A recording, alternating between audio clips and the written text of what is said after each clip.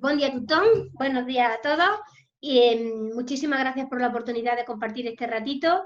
Y un poco la idea general no es dar una solución concreta a la situación de cada uno, que más quisiera que poder tenerla, pero sí presentaros a lo mejor algunas variables que nos inviten a reflexionar sobre cosas que pueden afectar la vida de nuestros hijos y sobre todo también hacer un análisis de cuál es su entorno para aplicar las modificaciones que consideremos oportunas en el entorno y que les resulte pues, un poquito más acogedor.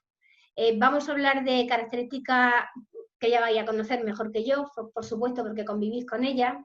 Y como digo, esto no pretende ser un libro de instrucciones de algo que ya hacéis extremadamente bien, porque considero que vuestra tarea es admirable y titánica. Pero por lo menos invitaros a ver un punto de vista que es relativamente novedoso, que es el apoyo conductual positivo y que no se circunscribe a la modificación de comportamientos disfuncionales en personas con algún tipo de diversidad funcional o discapacidad, sino que realmente es un método de enseñanza que puede aplicarse en cualquier persona y que se basa en aprovechar las potencialidades y sobre todo en el manejo del entorno y de lo que nos rodea, porque parte de una idea general y es que uno no se comporta en el vacío, sino que se comporta en un entorno que lo circunda y que al final genera un tipo de comportamiento u otro. Entonces, la idea que tengo es contaros un poquito, perdón, a grandes rasgos, cosas que seguramente conoceréis ya y otras que serán nuevas y que al final pues podamos comentar. Tengo por escrito un par de preguntas que si no quedan resueltas con lo que comento, por supuesto que entramos en ellas y luego las que no estén por escrito y surjan a raíz de la conversación, pues también nos centramos y nos ponemos a trabajarla. Así que vamos a ello y espero que resulte útil. Yo soy peligrosa en una charla porque no me callo y veo a la gente bostezar, así que imaginaros aquí a través del ordenador que no veo ni bostezar. Así que si me lío mucho, me paráis porque ya me vais conociendo, muchos de vosotros y muchas de vosotras, y me lo decís, Aurora, habla más despacio, habla menos andaluz y para, que intentaré en cualquiera de los casos adaptarme, ¿de acuerdo? Así que venga, vamos a ello. Síndrome de Prader-Willi, como sabéis, afecta al individuo en su globalidad, en sus características físicas y en sus características psicológicas. Y a lo largo del tiempo hemos podido comprobar que, sin lugar a dudas, la sintomatología física tiene una gran repercusión en cómo ellos interaccionan con los demás, se adaptan al mundo familiar y al mundo educativo. ¿Qué cosas vemos en este sentido? Y esta es una visión que hemos compartido mucho con profesores, sobre todo profesores y profesoras. Encontramos un mundo educativo, un mundo familiar que en función de las características físicas de la persona, de lo que se ve, pues actúa. Yo recuerdo una vez hablando con una psicóloga que trabajaba con el síndrome de Apert, que son unas personas que necesitan en los primeros años de vida poner en su cabeza un aparato que es muy llamativo, y me decía que habían estado haciendo una especie de experimento en el que le ponían a los niños pequeñitos una cámara cuando llevaban este aparato en la cabeza, que grababa todo lo que les circundaba y entonces grababa las miradas de la gente que los veía. Pues estos niños al final, de alguna manera, entre comillas, estaban sometidos a miradas constantes de pena, de tristeza al verlos con el aparato y ellos eran la mar de felices, pero realmente lo que recibían del entorno era un mensaje de algo no va bien cuando la gente me mira de esta forma y es lo que yo suscito. Este experimento, perdón, a nosotros nos resultó muy útil porque empezamos a ver que había muchas diferencias en relación a cómo se percibían a nuestros niños en función de esa expresión tan terrible de me di cuenta de que hay una diferencia con respecto a las demás o no me di cuenta. Cuando la diferencia es muy evidente, pues porque a lo mejor la hipotonía en los primeros años de vida se supera un poquito más tarde o tiene más dificultades de movilidad, por ejemplo, recurriendo solo a un síntoma, la actitud que había por parte de la familia y por parte de los centros educativos era una, y cuando esto no sucedía, pues era otra bien distinta. Al final el individuo es el mismo y sí que tiene una percepción muy distinta y genera unas expectativas muy distintas en función de lo que los demás van viendo de él. ¿Por qué cuento esto siempre? Porque creo que es una parte en la que tenemos que ser cuidadosos, porque al final esas expectativas que nosotros vamos generando en nuestros hijos y por supuesto los profesores influyen en las propias expectativas que ellos se generan.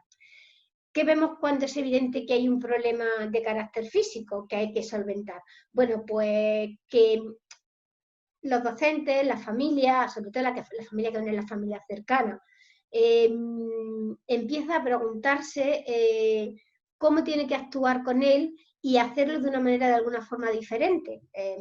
Decir que se actúa de forma diferente no es ni bueno ni malo, todo depende de en qué consiste esa diferencia. Ahí es donde los padres tenemos que mediar un poco, ¿no? En esa diferencia si va a ser para nuestro hijo un apoyo o justo lo contrario.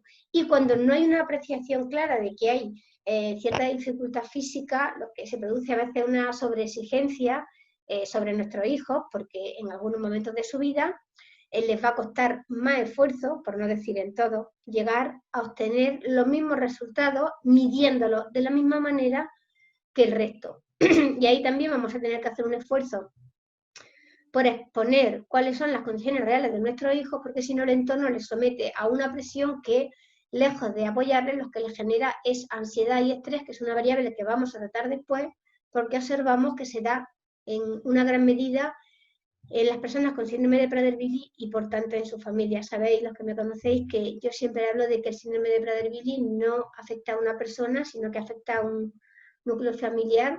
Y lo cierto es que me gustaría poder decir un día que afecta a una sociedad entera, porque se supondría que se ha tomado conciencia y de que ese entorno que yo decía al principio que tiene que modificarse, pues está dispuesto a hacerlo. Entonces, por una parte esta sintomatología física y lo que afecta especialmente en los primeros años de vida, pero también después, y que necesitamos que se genere de una forma lo más naturalizada posible, sin obviarla, pero tampoco poniéndola en el centro de las miradas, simplemente naturalizándola como cualquier diversidad que cada uno de nosotros pues también comparte. Desde el punto de vista psicológico, pues nos encontramos con algo muy parecido, ¿no? Al final, lo que nosotros hacemos es imponer de alguna forma un concepto de felicidad, no nosotros como padres, que también, sino la sociedad en general, que influye mucho en el concepto de felicidad que nuestros hijos y nuestras hijas con Prader-Willi desarrollan, al final todos los hijos. Yo, sin ser consciente y a veces siéndolo, en mi hijo que no tiene Prader-Willi y tiene 21 años, he proyectado un concepto de lo que es la vida exitosa que él sin lugar a dudas ha recogido.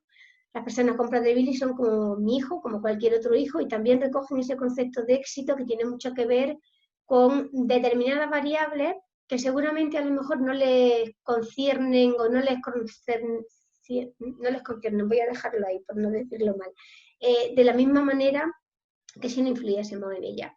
Así que cuando nosotros hablamos con las personas con Prader-Willi de lo que quieren hacer o de a qué quieren dedicarse o de cómo quieren ser, al final nos encontramos con un discurso muy socializado, de lo que siempre hablamos de casarme, tener hijos, tener un perro, tener un coche, tener, en fin, un discurso que tiene mucho que ver con lo que nosotros les estamos transmitiendo. ¿Qué es lo que a mí más me preocupa en esto? Ser capaz de generar unas expectativas que se basen en la persona. Todos sabemos que el síndrome de Prader-Willi tiene unas características determinadas y todas las personas con Prader-Willi van a tener algunas de esas características con algún tipo de intensidad y en algún momento de su vida y otras no. Pero antes que nada, cada persona es una persona. Y combinar un poco el ser optimista, pero sin que eso nos genere frustración porque el ideal que tenemos se aleja demasiado de lo que podemos conseguir. Todas las frustraciones que nosotros tenemos como padres, que son inevitables y que todos los padres tienen de alguna manera porque es difícil no generar algunas veces expectativas con respecto a nuestros hijos, a ellos también les llega.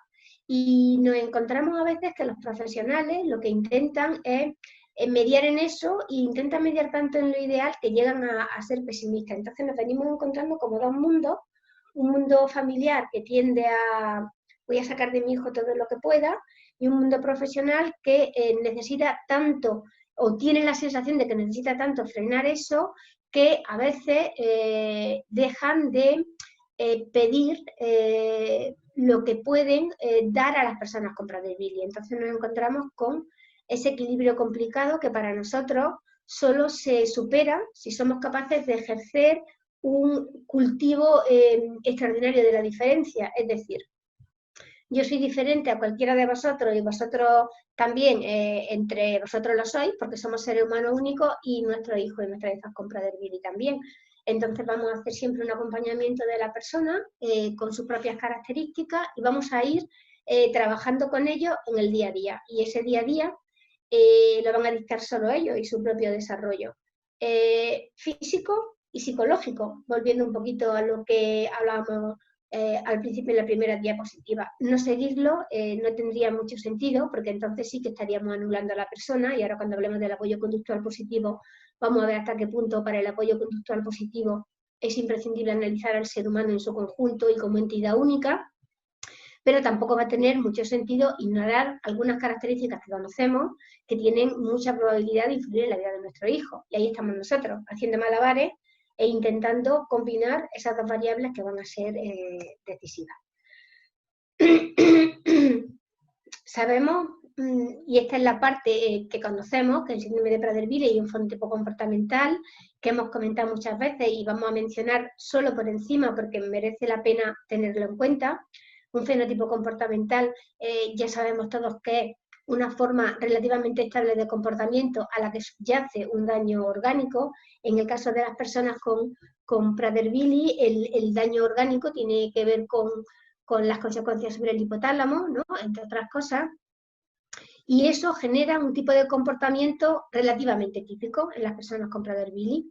Sabemos que hay cosas que no vamos a poder modificar del todo, ¿no? Porque yo hablo de educable e ineducable y es verdad que puedo dar la sensación de que hay cosas sobre las que no hay que intervenir. Hay que intervenir siempre, sobre todo. Lo importante es la forma en la que intervenimos.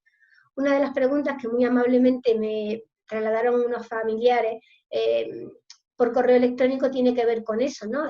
Cómo modificar o no modificar algunas cosas y después entraremos un poquito más en materia.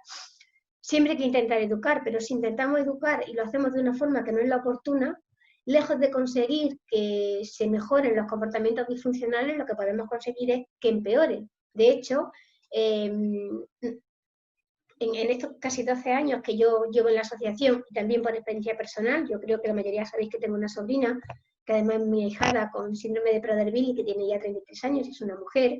Incluso personalmente, hablando, he podido comprobar, perdón, he podido comprobar que intentando modificar algunas de las sintomatologías, al no hacerlo de forma acertada, hemos empeorado, por supuesto, su comportamiento y por tanto su estado anímico y el nuestro, y hemos entrado en una espiral que lo único que ha conseguido es que todo vaya a mal, por decirlo de una manera coloquial.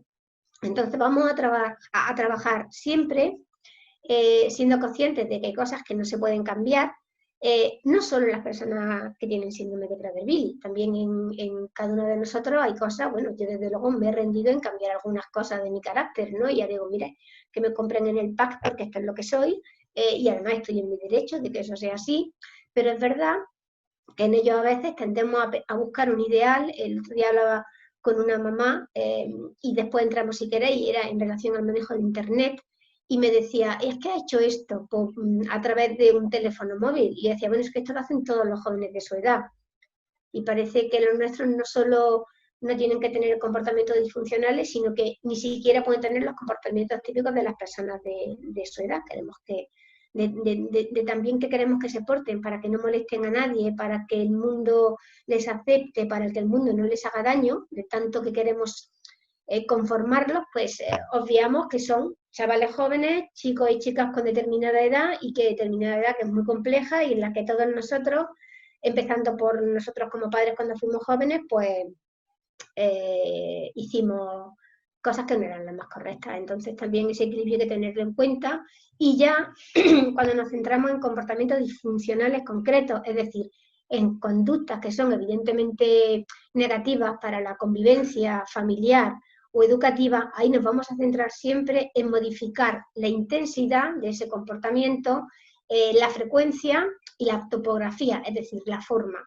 ellos van a tener la necesidad, y si queréis comentamos por encima, aunque ya lo conocemos, algunas de las características típicas de ese fenotipo comportamental, de esa forma de comportarse al tener síndrome de Prader-Willi, y podemos variar, ya me perdonaréis, pero estoy un poco, lo siento, pero vamos a intentar cambiar en esas características que yo pongo ahí, que son las más relevantes del fenotipo comportamental: la inflexibilidad mental, la irritabilidad, las conductas compulsivas, las perseveraciones verbales, la búsqueda de alimento y los trastornos obsesivos compulsivos.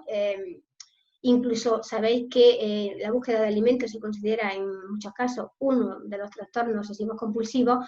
Pues estas características, que pueden darse en mayor o menor medida en un porcentaje muy elevado de las personas con síndrome de Prader-Willi, pero eso sí, en diferente momento y con diferente intensidad, incluso variando y apareciendo y desapareciendo a lo largo de su vida, bueno, pues lo que vamos a intentar es que sean menos frecuentes, menos intensa, y que su forma no sea muy aversiva, para que desde el punto de vista social pues puedan convivir con cierta tranquilidad y que la vida familiar tampoco se vea alterada. Pero intentar que desaparezcan definitivamente es complicado, sobre todo en algunos momentos vitales, porque, como os digo, tienen que ver con consecuencias directas del síndrome que padece. A lo mejor una de las características que yo creo que la mayoría de nosotros vamos a ver en nuestros hijos con síndrome de Prader-Willi, conforme vayan creciendo, tienen que ver con la inflexibilidad mental. Sabemos que los cambios con la edad les vienen costando trabajo y la vida es muy cambiante y el día a día está sujeto a infinidad de modificaciones que no siempre podemos controlar. Y por eso siempre decimos que de pequeñitos, cuanto más cambios podamos introducirles, mejor, para flexibilizar su cerebro y para hacerles tolerantes. Pero es una característica que aparece en todos los seres humanos con el tiempo, nos habituamos a actuar de determinada manera, y que en ello es pues más intensa, más marcada. Bueno, pues vamos a intentar que esa inflexibilidad pueda ser lo menos ostensible posible, pero sabemos que es muy probable que aparezca, como digo, que la mayoría de las características que ponemos en esta transparencia. Nunca vamos a garantizar, afortunadamente, que esto va a aparecer siempre y que lo van a tener todas las personas con síndrome de Prader-Willi. Vamos, yo creo que no hay nadie que se pueda atrever a decir eso, porque decíamos al principio que cada ser humano es único.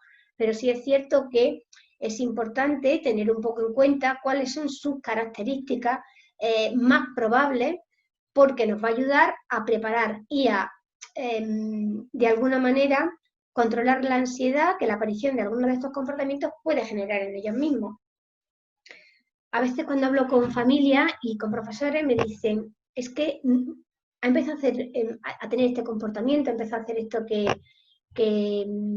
tú nos decías, y él no lo había hecho nadie, no lo había hecho nunca. Voy a poner un ejemplo superficial, ¿no? Ha cogido algo de la papelera en el cole. Le hemos visto que un compañero ha cogido un trozo de pan y lo ha cogido. Y esto él no lo había hecho nunca, ¿no? Y estoy sorprendido. Y cuando hablo con algún profesor o profesora que me cuenta esto, yo siempre pienso: si el profesor y la profesora están sorprendidos porque él ha empezado a tener este comportamiento que sabíamos que podía pasar, ¿cómo se sentirán ellos?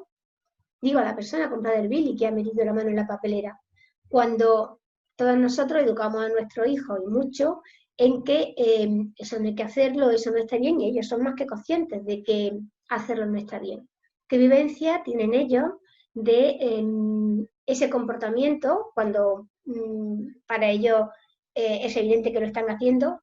Nos demos cuenta los demás o no, pero ellos sí saben que lo están haciendo y le hemos remarcado tanto que no deben hacerlo. ¿Qué vivencia tienen de ese momento en los que de alguna manera ellos empiezan a ver que hacen cosas que no pueden controlar del todo? Bueno, es una vivencia que, cuando son adultos y hablamos con ellos sobre el tema, nos da muchas pistas del sentimiento que acaban generando de una mala autoestima, de un mal autoconcepto personal. Por eso nosotros siempre intentamos separar mucho lo que es el ser humano de lo que hace. Parece una obviedad, pero no es lo mismo decirle a una persona: lo has hecho mal, a eres malo. Son dos conceptos que definen a un ser humano o definen su comportamiento. es mucho más fácil cambiar el comportamiento, porque además mi comportamiento no depende solo de mí, sino que, como decía al principio, depende también del entorno y, por tanto, puedo modificar el entorno para modificar ese comportamiento. Sin embargo, si estoy diciendo soy malo, el centro de atención se pone en lo que yo soy, en lo que como persona me define, y ahí ya empiezo a tener un concepto de mí pues que desde luego no me va a invitar ni me va a animar a hacerlo bien, sino todo lo contrario. Hablamos con muchas personas con Prader-Willi y adultas que nos dicen, bueno, es que soy malo y, bueno, cuando una persona es mala, hace cosas malas. Y a partir de ahí desarrollan primero una autoestima tremendamente negativa. Y os pongo aquí en la transparencia que el concepto de autoestima está vacío de contenido, porque lo utilizamos tanto, no tiene buena autoestima, se ha venido abajo a nivel de autoestima, lo utilizamos de una manera tan frívola a veces que perdemos la importancia de ese término. Al final, una persona con una buena autoestima, que se quiere, que se ama, ¿no? En castellano decir, perdón, en catalán decir te amo, te estimo, ¿no? Pues eso, que se quiere, cuando tiene un problema delante lo percibe como un reto. Cuando hay algo que conseguir, lo percibe como una posibilidad de mejora y de crecimiento. Sin embargo, una persona con una autoestima baja, lo que ve cuando delante de ella hay un problema, pues es un obstáculo que difícilmente va a salvar porque no se valora y porque tiene un concepto de que es malo o no puede desarrollar. Cuando digo malo es torpe, es poner el calificativo en función de la tarea de la que vayamos a hablar, pues que no es el más indicado, ¿no? ¿De dónde al final saca una persona, cualquier persona, la autoestima? ¿De dónde la sacamos? Bueno, las figuras de apego son fundamentales, que duda cabe. El padre, la madre y el círculo familiar más cercano son constructores de autoestima de forma consciente y inconsciente, pero también conforme van pasando y conforme van creciendo, pues los seres humanos tendemos a compararnos y el centro educativo seguramente será el lugar en el que más llevamos a cabo esa tarea comparativa con nuestro grupo de iguales. Y ahí aparecen ya muchas variables que influyen en la trayectoria de nuestros hijos, como en la trayectoria de cualquiera de nosotros han influido los logros académicos, esas notas, ¿no?, que tanto se señalan y que con este sistema educativo que tenemos tan basado en la numerología, que digo yo, y en quién es el que más sabe y el que menos sabe en función de una serie de pruebas, adaptadas, por cierto, a la mayoría, que no a todos, ¿no? Y eso es otra cosa que nos preocupa mucho en los centros educativos y que luego comentaremos brevemente, que es adaptar el currículum, ¿no? Y qué consecuencias tiene también esa adaptación curricular cuando solo tiene que ver con cómo y lo que te enseño y no tanto con cómo te evalúo, que a veces, muchas veces, en muchos casos, simplemente modificar la forma de evaluar es suficiente para que la adaptación curricular no vaya más, ¿no? Esos logros académicos, digo, tan remarcados y tan evidenciados y tan deseados en los centros educativos y que generan tanto refuerzo en los niños y las niñas que tienen buenas notas, y lo complicado que es para nuestros hijos ver que aunque se esfuerzan en algunas materias, tienen dificultades, insisto, en muchas ocasiones por cómo se les evalúa. El desarrollo físico, que es variable con respecto al grupo de iguales y en ocasiones es variable pues porque nuestros hijos crecen muy rápido, a veces, cuando tienen hormonas de crecimiento y los demás todavía no, o a la inversa, ¿no?, cuando los cambios físicos son simplemente diferentes, con este modelo tan exagerado que tenemos impuesto desde el punto de vista social de lo que es la belleza, y que se circunscribe mucho a un aspecto que tiene que ver con un cuidado del cuerpo desde mi punto de vista casi obsesivo y que la inmensa mayoría de las personas no vamos a tener nunca y tan felices. Y sin embargo ellos, pues los chicos y las chicas cada vez desde edad más temprana, y internet y el acceso a teléfonos móviles tienen mucho que ver en todo esto. El otro día estuve consultando, yo no tengo Instagram, pero estuve consultando con mi hijo Instagram y tengo que deciros que me di cuenta ya de lo que es el salto generacional a lo bestia. Yo me veo joven y estupenda y no me di cuenta de todos los años, en serio ya, de toda la diferencia que hay entre cómo la gente joven se relaciona ahora y cómo me relacionaba yo. Y el peso que la imagen tiene entre la gente joven, ¿no? Siempre es verdad que la belleza ha tenido un peso y eso no cabe duda, pero es que a día de hoy una belleza tan prefabricada, tan concreta y tan específica, pues que eso es una cosa que también a nuestros hijos les genera una ansiedad brutal. Yo siempre digo que en los campamentos la palabra que más utilizan los chavales, sobre todo los varones, ¿tengo tableta o no tengo tableta? Y a partir de ahí, pues el desarrollo de un modelo físico, pues en fin, que es tremendamente exigente, ¿no? Algo parecido pasa con las capacidades físicas, ¿no? Y con que todavía en muchos centros educativos y en muchos entornos familiares también, el desarrollo físico y la competitividad entre chavales, pues es un modo de motivarlos. Y al final, esa frase de quiero ser la mejor versión de mí mismo, es la real. Esto de medirme con respecto a otro, primero no tiene mucho sentido porque estamos midiendo cosas totalmente distintas, los seres humanos son diferentes, pero es que además, en el caso de nuestros chicos, les va a poner siempre de entrada en un lugar de partida peor, pero no porque estén peor o mejor, que ya simplemente la expresión es obscena, sino porque ellos han tenido un proceso de crecimiento que ha sido tremendamente complicado y que les ha exigido mucho, pero al tiempo también les ha generado una autoimagen que les pone en otro lugar en cualquier situación en la que tengan que competir con los compañeros.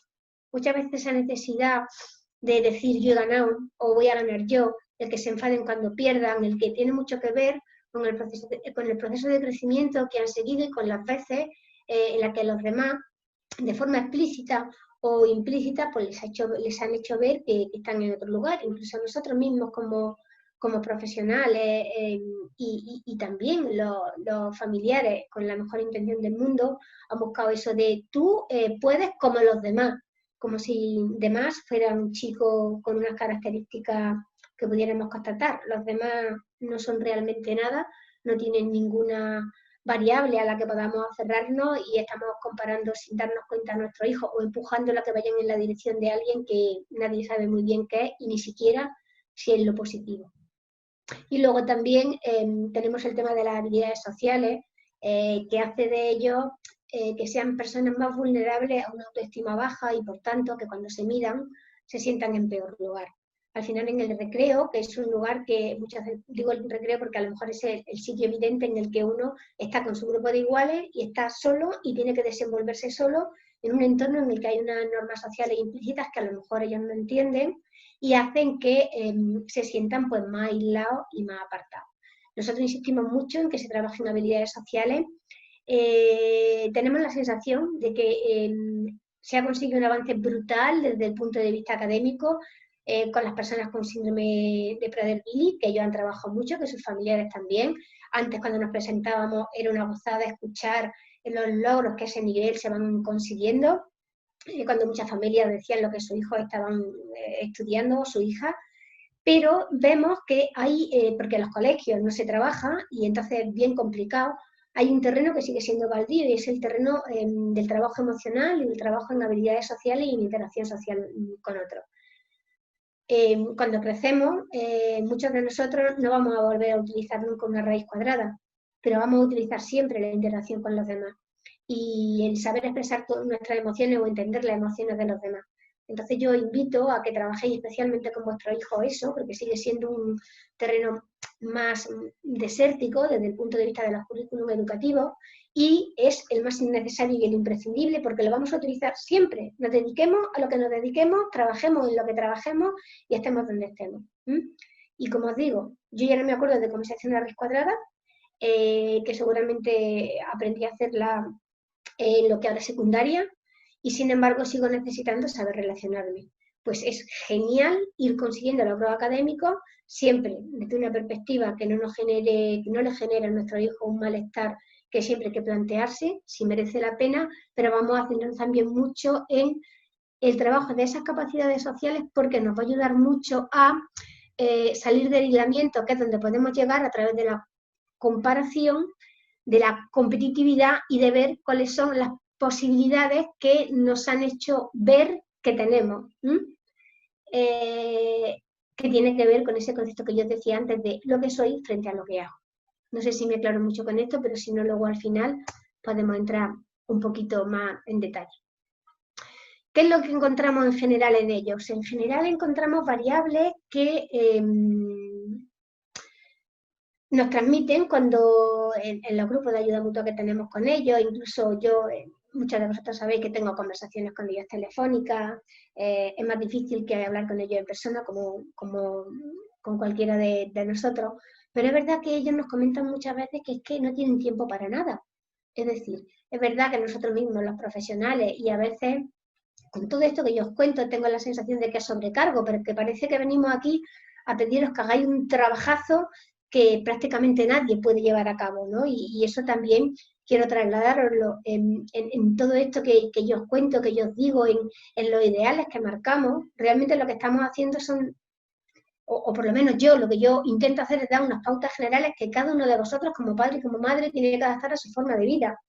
Y no hay ningún lugar al que llegar, ni ningún techo que tocar, porque creo que el nivel de sobreesfuerzo que vosotros lleváis es extraordinario y al final los profesionales estamos todo el día diciendo qué es lo que hacéis mal y cómo tenéis que hacerlo bien. Y ser padre ya es tremendamente complicado per se. Cuando sois padres de un hijo que tiene unas características especiales en algunos momentos, pues todo esto se dificulta mucho más. Así que os invito que en la medida de lo posible utilicéis de todo lo que yo digo lo que consideréis que os apoya y lo que os hace daño o simplemente os hace sentir culpable, directamente lo apartéis. Primero porque nadie conoce vuestra vida, estas son charlas generales, nadie, eso de nunca juzgues cómo camina alguien sin llevar sus zapatos, pues algo parecido, yo no llevo vuestros zapatos, con lo cual eso sí quiero remarcarlo, porque estoy muy obsesionada últimamente con la sobreresponsabilización y la sobreexigencia que os transmitimos a vosotros, a los padres, a la familia.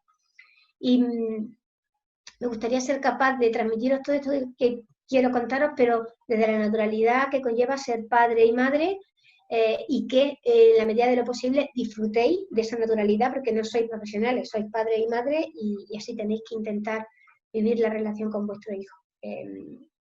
Entonces, este sobreesfuerzo y esta sobreexigencia que tienen ellos, que os pongo aquí, ¿no? De todo el tiempo que tienen que dedicar a asistir a terapia, a hacer deporte más allá del que se hace en el cole y todos los días, de las clases de apoyo de esta materia que me cuesta un poco más o de aquella porque el docente es especialmente exigente. Pues toda esta sobreexigencia que tiene vuestro hijo la tenéis también vosotros, porque sois los encargados de estar trasladándolos de un sitio a otro, acompañándolos, hablando con los profesores, transmitiendo año tras año a cada uno de los profesores que llegan nuevos al centro cuáles son las características que a veces se van a encontrar con vuestro hijo, y al final, pues esa sobreexigencia que tienen ellos y tenéis vosotros se traduce, sin lugar a dudas, en un nivel de ansiedad bastante elevado que observamos, sin lugar a dudas, en los chavales, especialmente a partir de cierta edad. Y ahí es verdad que yo no sabría decir una edad concreta, pero si tuviera que mojarme, diría que vemos que aproximadamente, y habiendo muchas diferencias, lógicamente, aproximadamente a partir de los 10 años, el nivel de ansiedad que percibimos en muchos de ellos es elevado y empiezan ya a hacer un ejercicio comparativo en el que son plenamente conscientes de algunas diferencias, y eso no significa nada, pero sí que tenemos que trabajar en que es que somos diferentes y que eso no es negativo, simplemente es, y podemos ser iguales de felices teniendo capacidades distintas, que al final es la idea. Claro, eso choca de frente con un currículum global impuesto y una asignatura y una serie de hitos que hay que cumplir, que se basan en el desarrollo de la mayoría. Y ahí es donde tenemos un problema. Y ahí es donde el apoyo conductual positivo quiere empezar ahora a dar el sistema social y educativo, planteando que es que a lo mejor esos hitos tienen que ponerse más basándonos en la colectividad global y plural, ¿no? Y esa es un poco la idea también que yo quiero trasladaros con este análisis de lo que puede generarnos ansiedad y puede dañar nuestra autoestima y, por supuesto, la de nuestros hijos, ¿no? Yo muchas veces cuando veo la agenda de los chicos y las chicas con síndrome de Prader-Willi, me pregunto en qué momento pueden simplemente no hacer nada. Y muchas veces no hacer nada, y es verdad que decimos, es mejor que no tengan tiempo libre, porque si tienen tiempo libre idean cosas que, bueno, a veces es una posibilidad, pero bueno, todos nosotros hemos ideado y hemos hecho cosas, y a veces es bueno tener un tiempo en el que uno simplemente exista y sea consciente de que está existiendo, ¿no? Y es difícil a veces con la cantidad de cosas que ellos tienen que llevar a cabo, y eso, por ejemplo, en los centros educativos nunca se tiene en cuenta. El hecho de que cuando se mandan tareas para casa, el tiempo que ellos tienen que dedicar a esas tareas está muy influido por otras terapias a las que tienen que acudir y por otras actividades que tienen que llevar a cabo, es algo que no se tiene siempre en cuenta en algunos de los centros educativos y que merecería la pena en más de una ocasión meditar. Por eso yo me gustaría simplemente comentar por encima algunas reflexiones que me parecen interesantes, ¿no? Una tiene que ver con el manejo de las expectativas familiares y me atrevería a decir sociales, ¿no? Y hay una frase que a mí me da mucho miedo, la he escuchado muchas veces en relación a algunas enfermedades graves, ¿no? Y la de, si luchas lo consigues. Bueno, todos sabemos que nuestros hijos y nuestras hijas son luchadores natos. Yo creo que es imposible encontrar a seres humanos con mayor capacidad de lucha que las personas con síndrome de Prader-Willi. Y sin embargo hay cosas que por más que se luche no se consiguen. Y eso les pasa a las personas con Prader-Willi y nos pasa a todos los seres humanos del mundo. Entonces merece la pena que nos planteemos que eso no es verdad, el que si se lucha se consigue. Y que trabajemos con nuestros hijos desde esa perspectiva. Vamos a luchar a ver qué conseguimos. Pero vamos a llegar hasta donde cada uno lleguemos y nos vamos a sentir muy satisfechos porque nos hemos esforzado. Y esforzarse es la meta. No es conseguir llegar a este lado o a este otro, porque realmente saber a dónde podemos llegar es muy difícil cuando, como digo, las metas se ponen en función de determinadas características que a veces se alejan mucho de las características que yo tengo como persona. Yo como persona, y más me atrevería a decir una persona con Prader-Willi, pues porque no se le ha tenido en cuenta a la hora de elaborar un currículum educativo o a la hora de plantear unas metas sociales, ¿no? Hablo, por ejemplo, de autonomía funcional y pienso mucho en eso. Ahora, en el mundo de la diversidad funcional, hablamos con muchos compañeros que tienen como objetivo la autonomía funcional a toda costa, y cuando hablamos de eso, me llama mucho la atención que la autonomía funcional tenga que ver con coger un medio de transporte solo, un autobús, un metro, un cercanía, y que no se planteen que la autonomía funcional tenga más que ver a lo mejor con la autorregulación emocional, que para mí al final es lo que me va a hacer feliz, porque puedo coger un metro y ser una persona desgraciada, y sin embargo puede que sea muy feliz y haga muy feliz a la gente de mi entorno y no coja un metro. Y andamos ahí un poco debatiendo, compañeros y yo, compañeros y compañeras psicólogas, en lo que es la auténtica autonomía funcional, intentando también reconstruir, deconstruir primero y reconstruir después ese concepto de autonomía funcional que es tan limitado y que tiene que ver tanto con qué es lo que hago que sea observable, ¿no? Y no tanto con qué es lo que siento y tiene que ver conmigo y me hace feliz y hace que mi familia y la gente que me rodea lo sea, que al final creo que es el objetivo último de todos nosotros en esta vida, ¿no? De momento demostrado, sabemos que solo hay una y merece la pena vivirla con lo más felices que podamos. En ese sentido es importante plantearse el por qué y para qué, y establecer eso, un recorrido propio y personal. No siempre hay que seguir unas metas que están implantadas en lo global. Encontramos muchos padres que se sienten fracasados cuando no se consiguen las metas académicas que tenían planteadas y han conseguido unos avances maravillosos con su hijo y tienen unos hijos maravillosos, ¿no? Entonces, hay que elaborar un recorrido personal en el que todo tenga un sentido. A veces cuando superamos unas metas cerramos la puerta de otras posibilidades y hay que plantearse muy bien qué es lo que nos conviene y qué no con el sistema educativo que tenemos y qué ofertas posibles hay.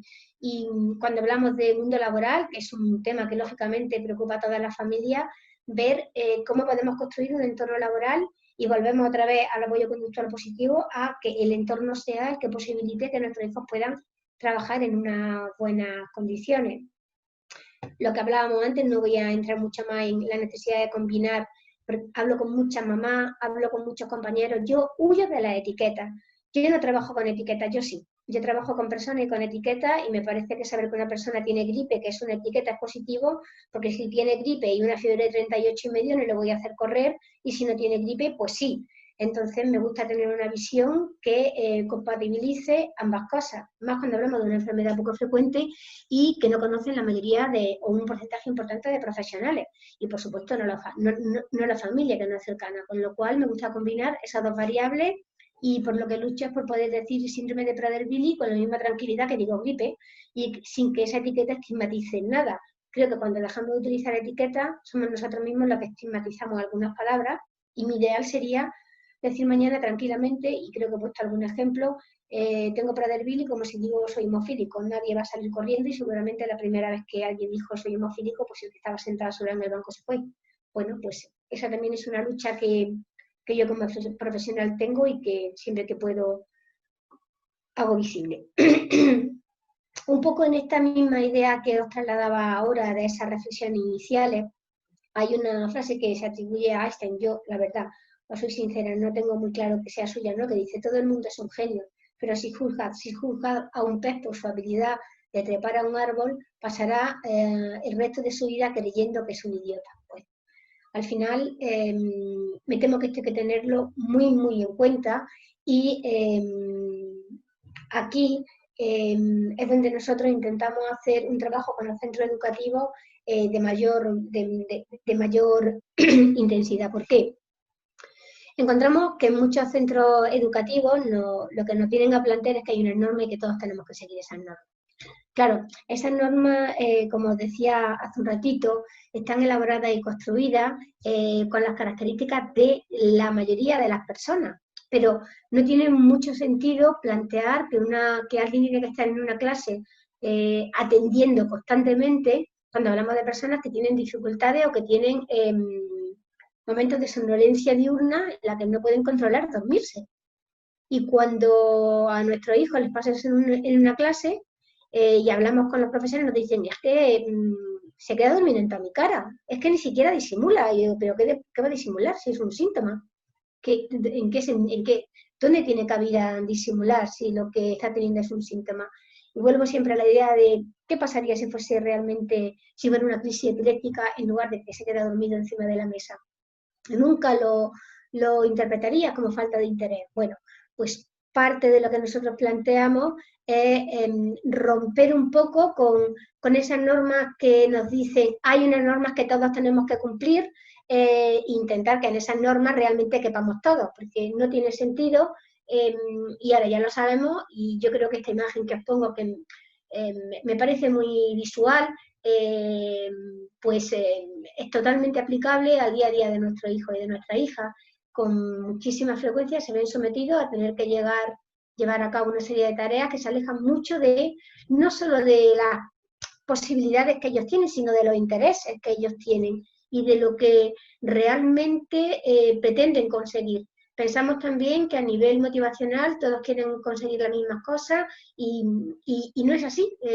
Cada persona quiere conseguir unas cosas y nosotros sabemos además que todas las personas con Prader-Willi tienen una serie de expectativas que no pueden manejar y que tienen que ver con que a veces sufren una gran falta de control de los impulsos y que influyen directamente en cómo se encuentran dentro del aula.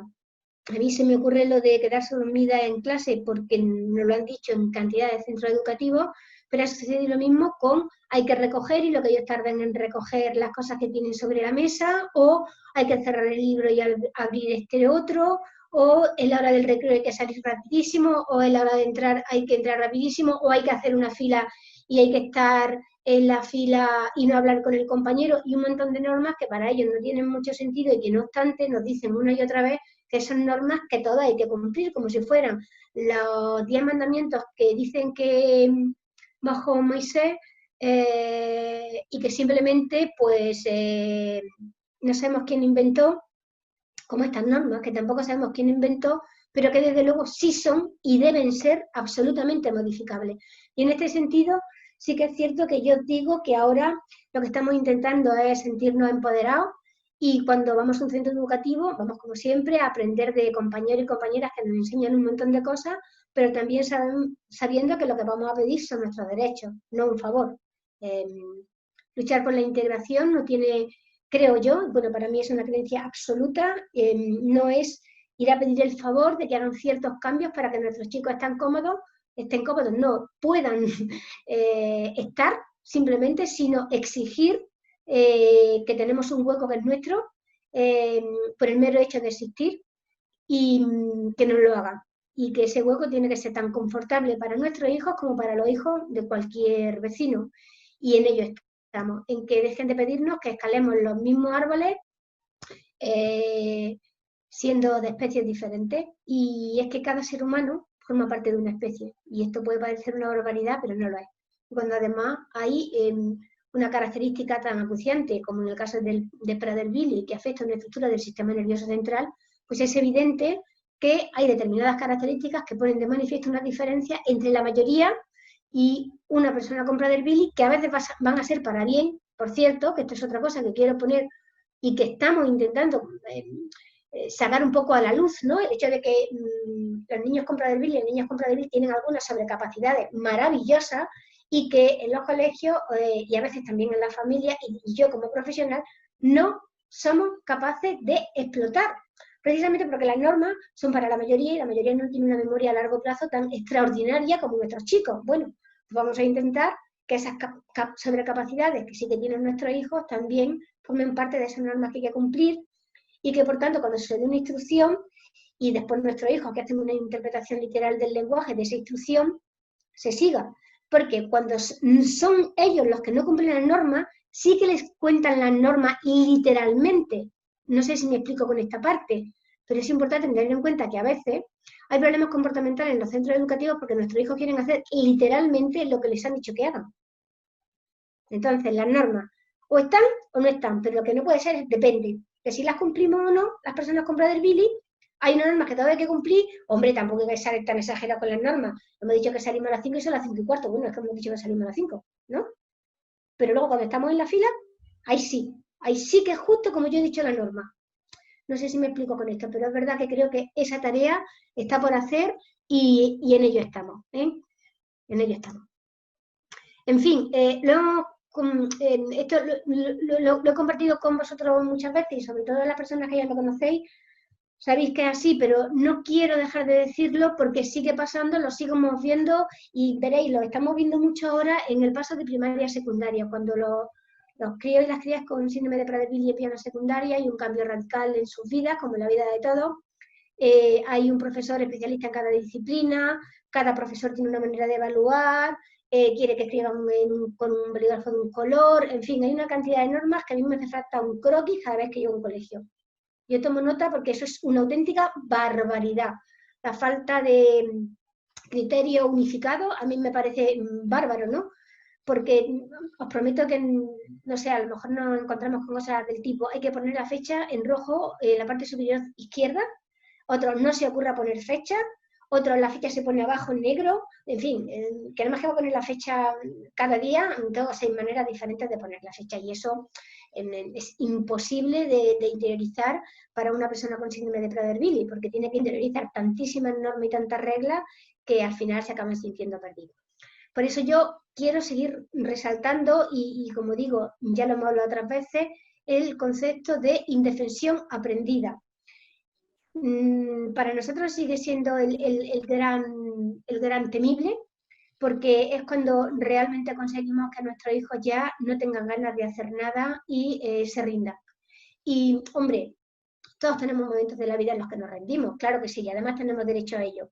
Pero cuando esa rendición se sostiene en la exigencia de una sociedad que no está dispuesta a comprender cómo yo funciono, pues tengo que plantearme que tengo que reconducir esta forma de exigir.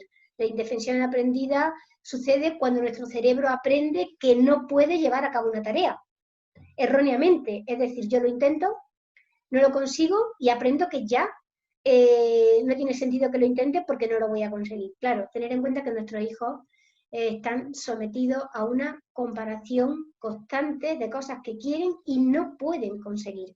A veces son logros académicos Y os pongo un ejemplo que creo que alguna vez he utilizado, pero que hemos visto, y es que empiezan a hacer divisiones de muchas cifras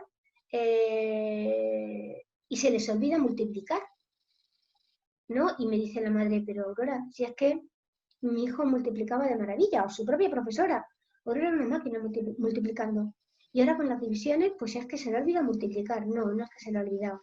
Es que le está costando tanto aprender a dividir, está sometido a tanta presión, nos ponemos tan pesaditos como que tiene que aprender a dividir en el mismo plazo que los compañeros, que su cerebro le ha dicho, mira, tío, no sigas por aquí porque tú no lo sabes hacer. Y cuando yo digo eso, vuelvo a lo que os decía antes, a la autoestima, a mi autoconcepto, a lo que me aprecio y considero que soy torpe haciendo cuentas. Y ya no es solo dividiendo, en general, soy malo con los cálculos matemáticos y entonces dejo de intentarlo. Y seguimos en ese proceso, no solo vamos a olvidar multiplicar, igual hasta sumar.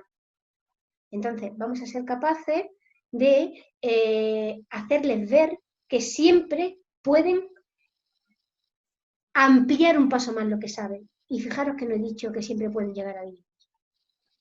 Porque si lo que decimos es, siempre puedes aprender a dividir, si te esfuerzas, ya estamos invitándolos a que tarde o temprano, si no eres con las divisiones, será con las raíces cuadradas, y si no, con lo que haga falta, con lo que surja en su camino que no puedan superar en ese momento, vamos a llevarles a un proceso en el que acaben rindiéndose.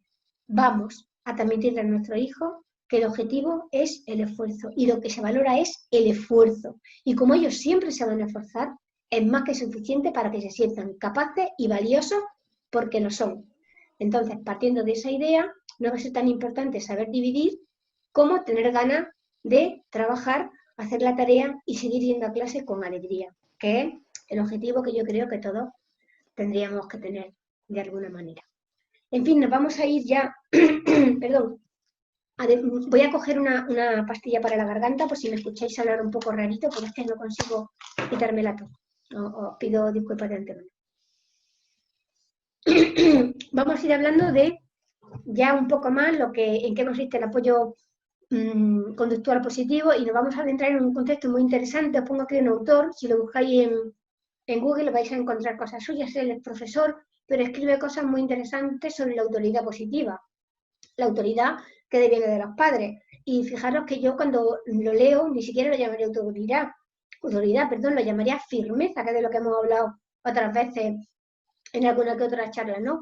Y que se basa en algunos principios que merece la pena mantener. Y que, como veis, no van a tener mucho que ver con síndrome de Prader-Willi, sino que, como decía antes, tienen que ver con educar a un ser humano en una forma positiva de crecimiento personal.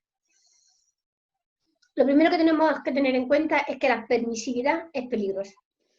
En general, la permisividad que tiene que ver con que hay cosas que yo no me veo muy bien, pero que acabo permitiendo y que muchas veces tienen que ver con que, y permitirme la expresión que puede ser dolorosa, pero prefiero tener un lenguaje directo y que nos entendamos, con que a veces sintáis cierta pena o cierta compasión y pensáis, jo, con lo que tiene, es que hemos ido a un cumple, todo el mundo comiendo tarta, él no, pues ahora tampoco le voy a dejar hacer esto. Bueno, pues es que muchas veces el ahora tampoco le voy a hacer esto es lo que a vuestro hijo le genera un entorno personal estable y le genera saber que pase lo que pase, vosotros vais a ser las personas que le vaya a dar una estabilidad emocional y psicológica importante. Lo de la permisividad se relaciona mucho con ceder después de decir que no. Si nosotros ante una petición hemos dicho que no, aunque nos demos cuenta de que no hemos equivocado, tenemos que seguir manteniendo la idea de que el no, que se puede aplicar a muchas cosas y las mujeres lo sabemos bien, siempre. ¿Por qué? Porque si no, lo que volvemos a enseñarle a nuestros hijos es que si nos presionan de la manera adecuada, nosotros vamos a ir hacia atrás y vamos a generar en ellos otra vez una expectativa silenciosa, que es esa idea que ellos tienen en la cabeza de que pueden conseguir. Igual que no es bueno ceder después de decir que no, tampoco es bueno ser autoritario. La autoridad se basa en la superioridad con respecto a otro. Si no hay superioridad, la autoridad se acaba. Y una persona que basa su forma de educar a su hijo en la autoridad va a ser una persona que con el tiempo se queda sin estrategia educativa. Yo tengo 51 años, ni que decir tiene, y soy mujer y de pueblo, o sea, es un pack que conlleva el autoritarismo educativo por definición. A mí me educaron bajo unas premisas de autoridad que por supuesto ostentaba mi padre. Mi madre también, pero un poquillo menos. Siempre mi padre. Y cuando yo me sentí capaz de desafiar a mi padre por edad, por independencia personal y demás, pues mi padre literalmente se quedó sin palabra ante mí y por tanto tuvimos que iniciar un proceso de reconocimiento afectivo y, por supuesto, de cómo volver a interaccionar desde una forma educativa que él no estaba preparado para asumir y que en el fondo yo tampoco, que me hizo ser una rebelde sin causa que no podéis ni imaginar. Eso con nuestros hijos todavía es más peligroso, porque ellos sí que es verdad que van a arrasar con las normas impuestas que no comprenden. Y tener en cuenta una cosa, la mayoría de nuestros hijos tienen hormonas de crecimiento, lo que significa que van a llegar a su altura, a su crecimiento óseo máximo, mucho antes de lo que les toca. Es decir, que la autoridad que viene impuesta, porque yo miro a mi hijo desde arriba y tengo cierto poder sobre él, se acaba pronto. Y a lo mejor tenéis con 12 años a un chico o a una chica que os saca la cabeza de altura. Y es mucho más difícil imponer el autoritarismo, con lo cual os pediría, y es complicado, sobre todo en función de la educación que nosotros hayamos tenido, y creo que la mayoría seguimos en nuestro país habiendo tenido un pasado de educación autoritaria con las mejores intenciones, que evidentemente a mi padre me quería con locura, como todos los padres a su hijo, pero tenemos una historia de autoritarismo que tenemos que ser capaces de diluir y que nos ayuda mucho a trabajar con nuestros hijos con Brother Billy. La imposición no nos lleva a ningún sitio y desaparece en el momento en el que nuestro hijo siente que tiene capacidades suficientes para retarnos. Ojo con eso, con hoy no sale, porque si el hoy no sale es que me pongo delante de la puerta y no sale, el día que nos puedan apartar de la puerta se acabó toda la medida educativa que tenemos para evitar que salga. La falta de coherencia pues también es un problema a la hora de educar y hay dos tipos de falta de coherencia. La falta de coherencia en el tiempo, es decir, donde digo, donde dije digo, pues mal, tiene que ver conmigo mismo, o la falta de coherencia entre personas, un padre y una madre que dicen cosas diferentes. Es mejor, lo hemos dicho siempre, ponerse de acuerdo y meter la pata juntos que uno acierte y que otro se equivoque.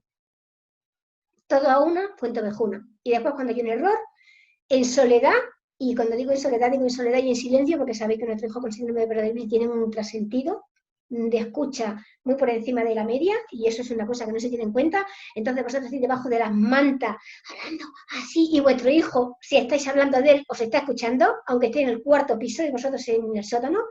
Entonces, cuando no se escuchen, y yo siempre aconsejo, y por qué no lo voy a decir también, aunque quede grabado, después de practicar sexo salvaje, llegáis a un acuerdo y empezáis a pensar cómo vais a buscar esa coherencia entre el padre y la madre, que aquí son fundamentales, aun cuando no conviváis y estéis separados, divorciados, etcétera, etcétera. En ese caso podría olvidar el sexo salvaje, pero no llegar a acuerdo, ¿vale? Hay que llegar a acuerdo de cómo vamos a educar a nuestros hijos para que vean siempre una coherencia que les va a dar sobre todo tranquilidad. Es que lo que le estamos proporcionando es un entorno de tranquilidad psicológica. Importante, por supuesto, cumplir las promesas y o las amenazas. Yo siempre digo que es mejor no decir que vamos a hacer algo cuando estemos cabreados. Nunca. Os mordéis la lengua, o lo que queráis, pero nunca en un enfado digáis que vais a hacer algo. Y sé que es súper difícil. Os prometo, yo soy una persona muy impulsiva, los que me conocéis y las que me conocéis sabéis que es así, y a mí me cuesta horrores, pero cada vez lo consigo más y yo siempre me voy diciendo a mí misma, a partir de mañana, y me sigo dando oportunidades. Pues no cejéis en el intento de dar oportunidades, de no amenazar ni prometer. Cuando estéis muy tristes porque está llorando y os está pidiendo perdón, ojito con esas promesas maravillosas que hacéis, ojito, pero tampoco cuando pase algo malo digáis que vais a hacer algo, porque tanto lo que prometéis como lo que amenazáis, luego hay que cumplirlo. Y eso es muy difícil cuando pasa el enfado. Porque no amenazamos nosotros, amenaza nuestro estado anímico y en eso hay que ser extremadamente cuidadosos. Importante también no escuchar a nuestros hijos, y cuando decimos no escuchar, muchas veces en el caso de las personas con Prader-Willi, lo sabemos todos, nos estamos refiriendo a observar. Es muy difícil que ellos nos cuenten cosas que les pasan, es complicado, de hecho es más complicado cuando pasa algo. precisamente cuando pasa algo es cuando menos lo cuentan, con lo cual vamos a tener que escuchar con todos nuestros sentidos y ahí sí que vamos a tener que hacer un sobreesfuerzo de ser maravillosamente humanos. Tocar, oler, mirar y os diría que hasta degustar a vuestro hijo para ver cómo se sienten y escucharlo con todo lo que soy y hablarles con todo lo que soy, porque ya sabemos que con ellos esas charlas largas, esas peroratas, esas conversaciones que tenemos de hora y cuarto, poniendo la cabeza como un bombo, no tienen sentido, porque aproximadamente a los 4 minutos han dejado de escucharnos y desde luego no les importa en absoluto lo que estamos diciendo porque son incapaces de seguir el hilo. Ojo, que nos pasa a todos. Que yo, por ejemplo, comprendo que en esta charla que estoy pegando, dentro de un rato ya ni me oigáis, porque es muy difícil la atención sostenida. Y también, es una obviedad, pero es importante decir que perder los estribos, gritar y demás, pues no es lo más positivo. Ojo, ¿que puede pasar? Claro que sí. ¿Que por eso sí malos padres? Pues claro que no. Si todo el mundo pierde los estribos alguna vez. Quiero decirte que yo con lo de la culpabilización es que ya estoy un poco cansadita. Nos equivocamos, metemos la pata, a veces lo hacemos mal y os garantizo que lo vais a seguir haciendo. Yo también. Pero vamos a buscar una constante y en esa constante tenemos que pensar que perder los estribos no deja de ser un modelo de comportamiento que le lanzamos a nuestro hijo. ¿Qué va a pasar cuando ellos estén nerviosos y se enfaden? Bueno, pues ya le hemos dicho lo que pasa, ¿no? Que gritamos y que perdemos los estribos, que acaban generando un hábito y ya, claro, nuestro hijo empezamos, no tengo ni idea de decibelios, con lo cual igual digo una barbaridad, pero voy a imaginar que me enfado y le grito a 10 decibelios. El primer día que le grito a 10 decibelios, pues surte efecto. Pero ya al cuarto día, pues como no me oye directamente, y tengo que gritarle a 17, y el siguiente a 25, y ya soy incapaz de gritar más porque me he destrozado la garganta, tengo nódulos, y mi hijo me hace el mismo caso que cuando le hablaba en susurros, porque lo he habituado a una manera de comunicarme que no tiene ningún efecto, y además que a mí me hace daño personalmente hablando, porque vuelvo a arrastrar la culpa, y la culpa se relaciona mucho con el punto número 1 de la diapositiva, que habla de la permisividad. Ay, cuando nos sentimos culpables, ¿cómo la cagamos? ¿Cómo la cagamos? Vamos a vigilar eso. Culpabilidad cero. Lo hacemos lo mejor que podemos. Yo en eso tengo plena fe en vosotros. Absoluta. A mí me dice, dime una madre ideal. Digo, cualquiera de un hijo con un hijo con Padre Billy. Dime un padre ideal. Tengo que pensarlo. No. También piensen los padres de hijos con síndrome de Prader Billy. Y además, esto de perder los estribos, vuelvo a lo mismo que hablaba antes del autoritarismo, nos deja sin ninguna estrategia educativa cuando ya no surte efecto, porque ya les da igual que nos enfademos mucho. Entonces, hemos perdido a cierta edad la capacidad educativa por completo. Entonces, pues vamos a buscar alternativas. No me voy a parar mucho en esta diapositiva porque creo que la conocéis de sobra, pero sí quería señalar la trascendencia que tiene nuestra capacidad comunicativa con nuestro hijo y simplemente tener una parte en cuenta, muy, muy importante para mí, de todo lo que veis aquí. Para mí la más importante es la regla de Ballet que plantea que lo verdadero no es lo que dice A, sino lo que entiende B. Para mí esta es la clave de la comunicación y eso significa que cuando yo me comunico, la responsable de la comunicación soy yo. Luego entonces, no es que mi hijo no me entienda, es que yo no me explico. Si yo hoy no estoy siendo capaz de que vosotros me entendáis, no es que vosotros no me estéis entendiendo, es que yo no me estoy explicando. Y esto es así, en toda la comunicación humana. Luego, entonces, cercioraros de si vuestros hijos os están entendiendo. Y digo cercioraros porque puede que aparenten que sí, pero es donde nosotros estamos escuchando. Y estamos escuchando con nuestros 5 sentidos. Entonces, vamos a ser capaces de intentar conseguir una comunicación fluida y de decirles realmente lo que queremos transmitirles, que muchas veces se puede decir con muchas palabras y de forma muy directa. Y es la mejor comunicación. Todo lo demás es un pestiño. Y lo sabemos, además. Espero que estéis sintiendo, pero que me da como miedo. Pero es que es lo que pienso. Bueno, como digo, vamos a pasar un poco esta parte, solo señalar el último epígrafe que dice el buscar una comunicación emocional que es importante. A veces nuestros hijos con Prader Billy expresan la emocionalidad de una manera diferente a la mayoría y merece la pena que seamos capaces de conocer bien qué es lo que nos quieren transmitir y desde luego también trabajar mucho la comunicación en función de qué estamos sintiendo nosotros y eso es una buena manera de decirle a nuestros hijos cómo se siente y cómo expresamos lo que sentimos. Vuelve a ser modelaje, que es la forma en la que más aprende el ser humano, imitando. pensar que tenemos unas neuronas, que son las neuronas espejo, que ni más ni menos que tienen esa función. Así que imaginaros si es importante el modelo en el ser humano y el tener una base de trabajo imitativo. Y vamos ya un poco a entrar de lleno en lo que es el apoyo conductual positivo, que como vais a ver no es nada nuevo. Ya sabéis que los psicólogos nos ganamos la vida, y esto lo he dicho muchas veces, sacando palabras nuevas y repitiendo y refluyendo lo que ya teníamos, pero oye, no funciona porque sacamos términos nuevos y nos siguen contratando porque demos charlas. Así que en ello estamos. Apoyo conductual positivo. Bueno, 4 o 5 características generales. Si lo buscáis en internet vais a encontrar cantidad de cosas. Incluso si me queréis llamar un día a la asociación para que me mande por correo electrónico alguna guía que a mí me gusta especialmente, os la hago llegar, que encantada, ya lo sabéis que en la asociación estamos para eso. El apoyo conductual positivo es un enfoque proactivo, esto no es nada nuevo. En Brother Billy siempre hemos hablado de que tenemos que actuar antes de que sucedan las cosas. Es decir, lo que tenemos que hacer es prevenir, ni más ni menos. Por eso, muchas veces cuando hablemos después de problemas concretos que tenéis en el presente, nos vamos a remitir siempre a qué ha pasado antes. Y muchas veces, cuando el problema ya ha estallado, lo único que podemos hacer es minimizar costes, pero no vamos a modificar realmente lo que está sucediendo. Nos vamos a poner a evaluar qué hemos hecho antes o qué ha sucedido antes para evitar que esto se repita. Nosotros vamos a estar siempre previniendo y modificando las variables ambientales. Cuando digo siempre, no es constantemente. Es distinto siempre a constantemente. Porque cuando lo hacemos siempre ya hay variables que son estables, que están ahí y que permiten un entorno que facilita que se dé un buen comportamiento. El apoyo conductual positivo plantea que las conductas disfuncionales se producen porque no existen alternativas comportamentales. Es decir, yo tengo una crisis o hago algo mal, no porque te quiera tocar las narices, no porque sea un cabezón, no porque me cabreo, sino porque no sé pedirte lo que quiero de otra manera.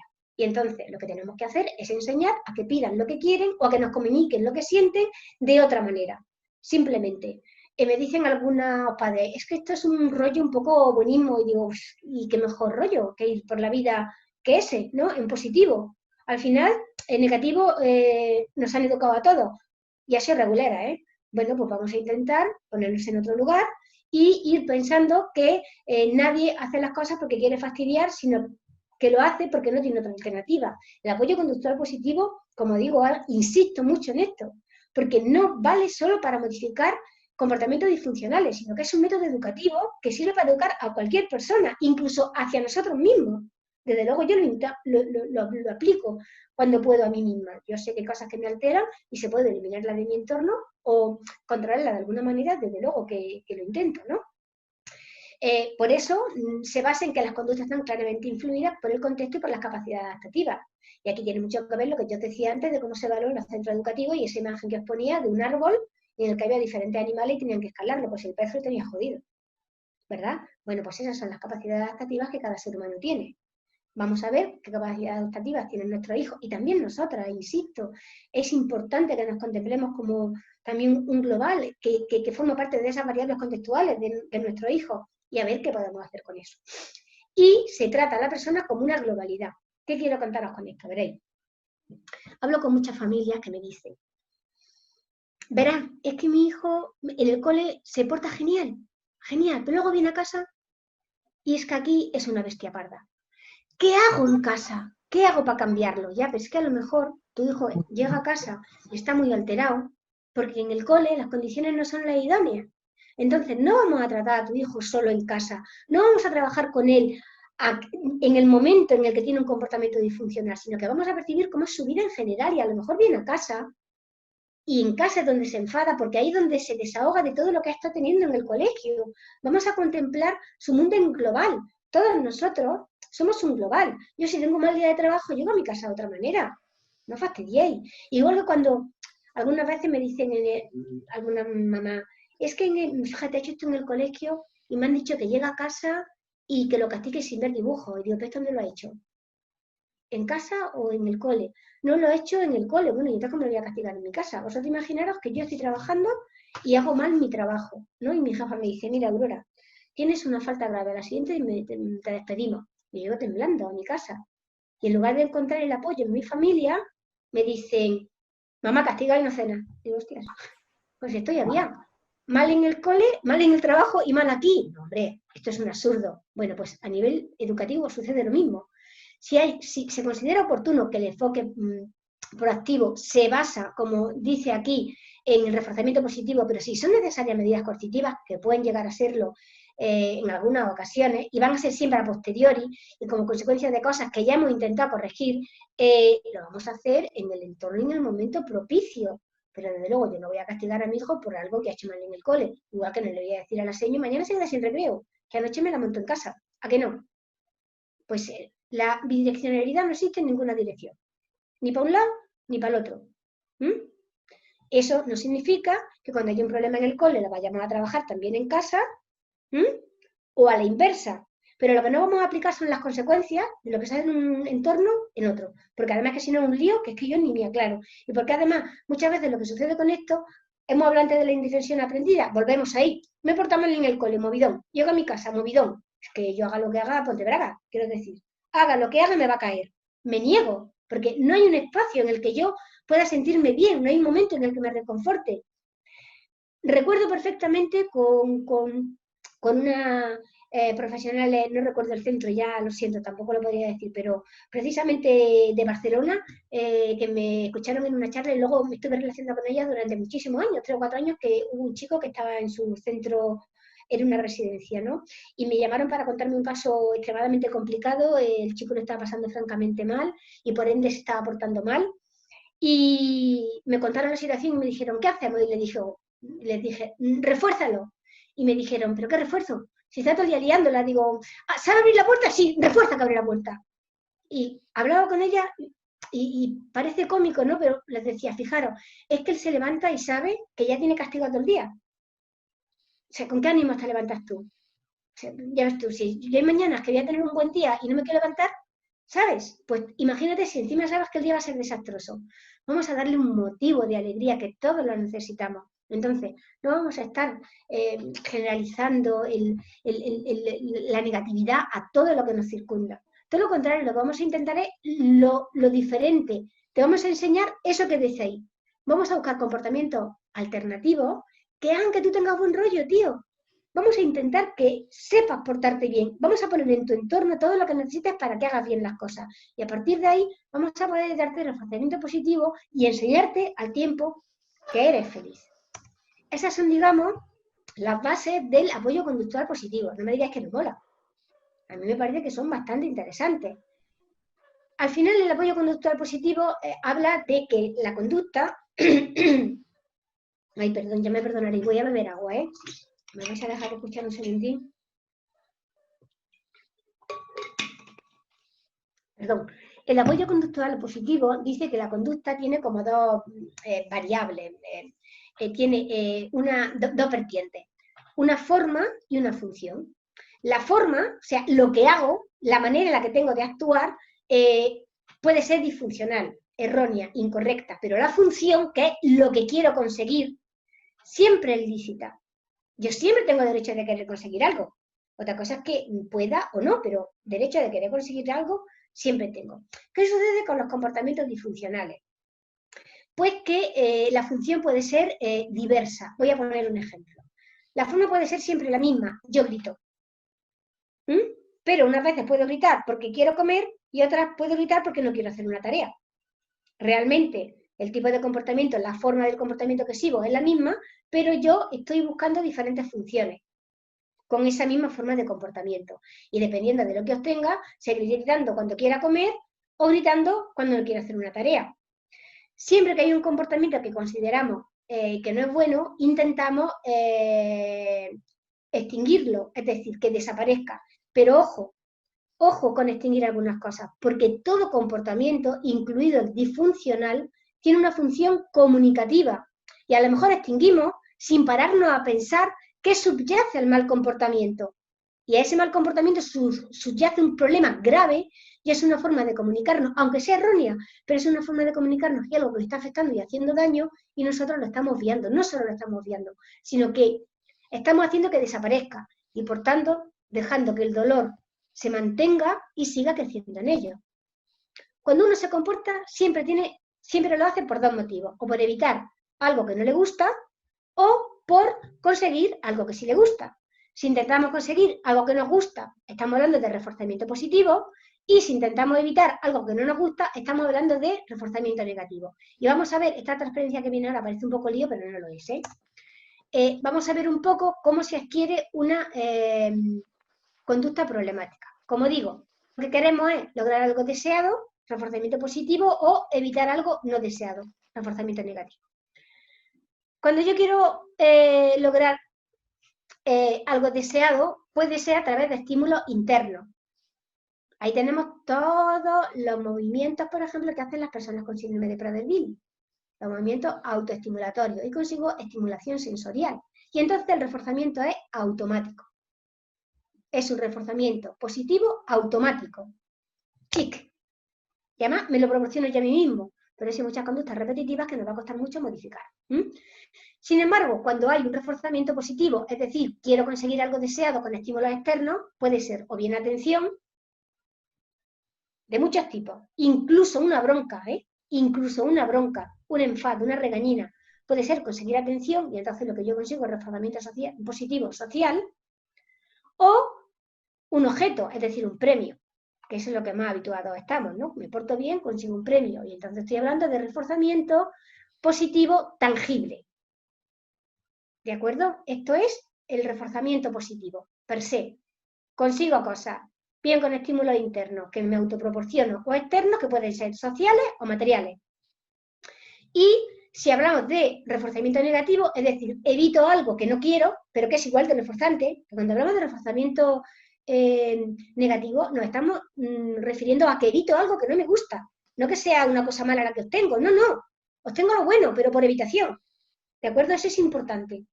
Muy importante que lo tengamos en cuenta, porque a veces las palabras son engañosas. ¿Qué puedo hacer yo? ¿Cómo puedo yo evitar algo no deseado? Pues evitando estímulos internos como el dolor, el cansancio, que es una cosa, sobre todo el cansancio, o la necesidad de comer, que puedo sentir a veces, que necesito evitar como sea. Y haciendo determinadas cosas obtengo un reforzamiento automático, un reforzamiento negativo automático. Es decir, evito algo que me molesta y lo subsano de forma automática. Y eso es un reforzamiento muy poderoso. Y si es externo, pues lo mismo. Lo que puedo querer es no tener atención, quiero que me dejen en paz, simplemente que no me besen, que no me abracen y por eso grito. O lo que quiero es evitar tareas difíciles, o quiero evitar cambios, o quiero que no me interrumpan porque estoy haciendo un puzzle y ahora dejar esta tarea que me encanta y hacer otra, pues me molesta. Y lo que hago es conseguir también reforzamiento negativo. ¿De acuerdo? Bien, por evitación social, que es cuando consigo que no me hagan caso, o que no me den cariño, o que no me hagan mimos, si no me apetece, o bien lo que consigo es la evitación de una tarea, porque o es una tarea difícil, o consiste en un cambio, o como digo, una introducción, u otras muchas variables. Yo aquí he puesto algunos ejemplos. Ya digo que parece una diapositiva liosa, pero me parece importante aclarar algunos términos que nos pueden servir a la hora de imponer reforzamiento a nuestro hijo. Al final, la idea de base es plantear que la persona no es el problema, sino que la persona tiene un problema. Y parece una tontería, pero es un cambio de paradigma radical. Radical. Porque claro, si la persona es el problema, pues ¿qué hacemos? O eliminamos a la persona, no acabéis a la cárcel. Avisaos que dais. No podemos eliminar a la persona. Lo que sí podemos es eliminar el problema que tiene la persona, porque de hecho todos nosotros hemos estado en esa situación en algún momento de nuestra vida. Y lo que hacemos es intentar corregir el problema que tenemos. Y ahí ponemos en marcha todo lo que está a nuestro alcance, teniendo en cuenta que vamos a tener tres variables muy presentes: los sentimientos, el comportamiento y los pensamientos.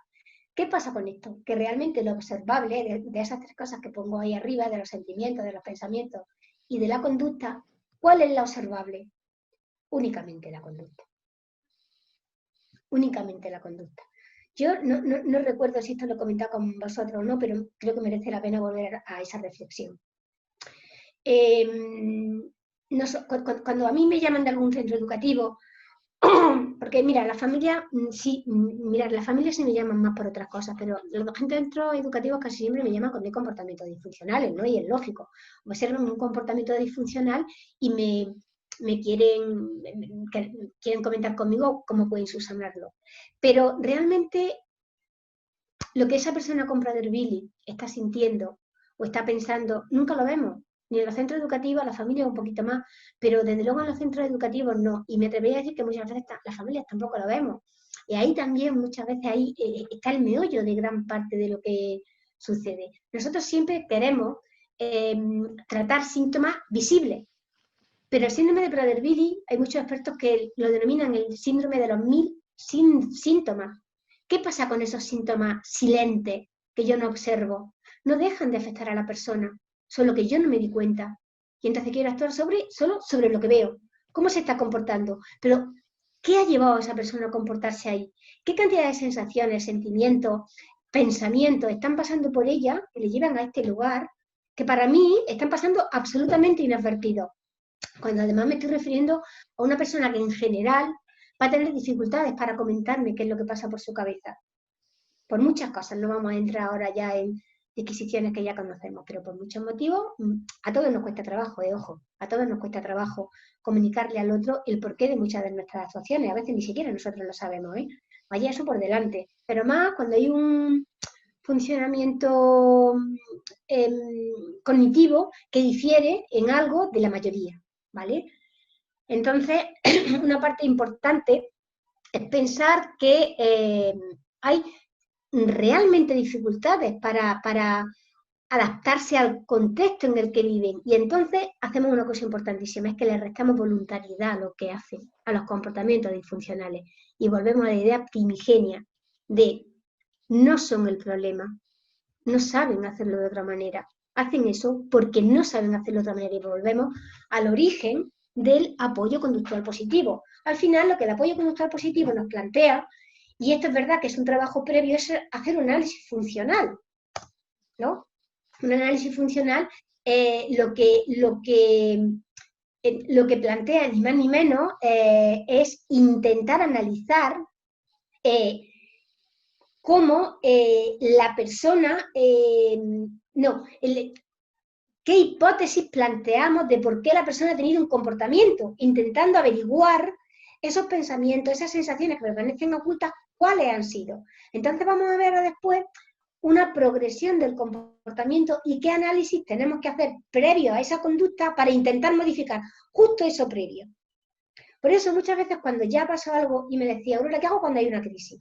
Ahí es verdad que vamos a poder hacer como los bomberos, que digo yo, extinguir el fuego, pero todos sabemos que lo ideal es que no haya un incendio.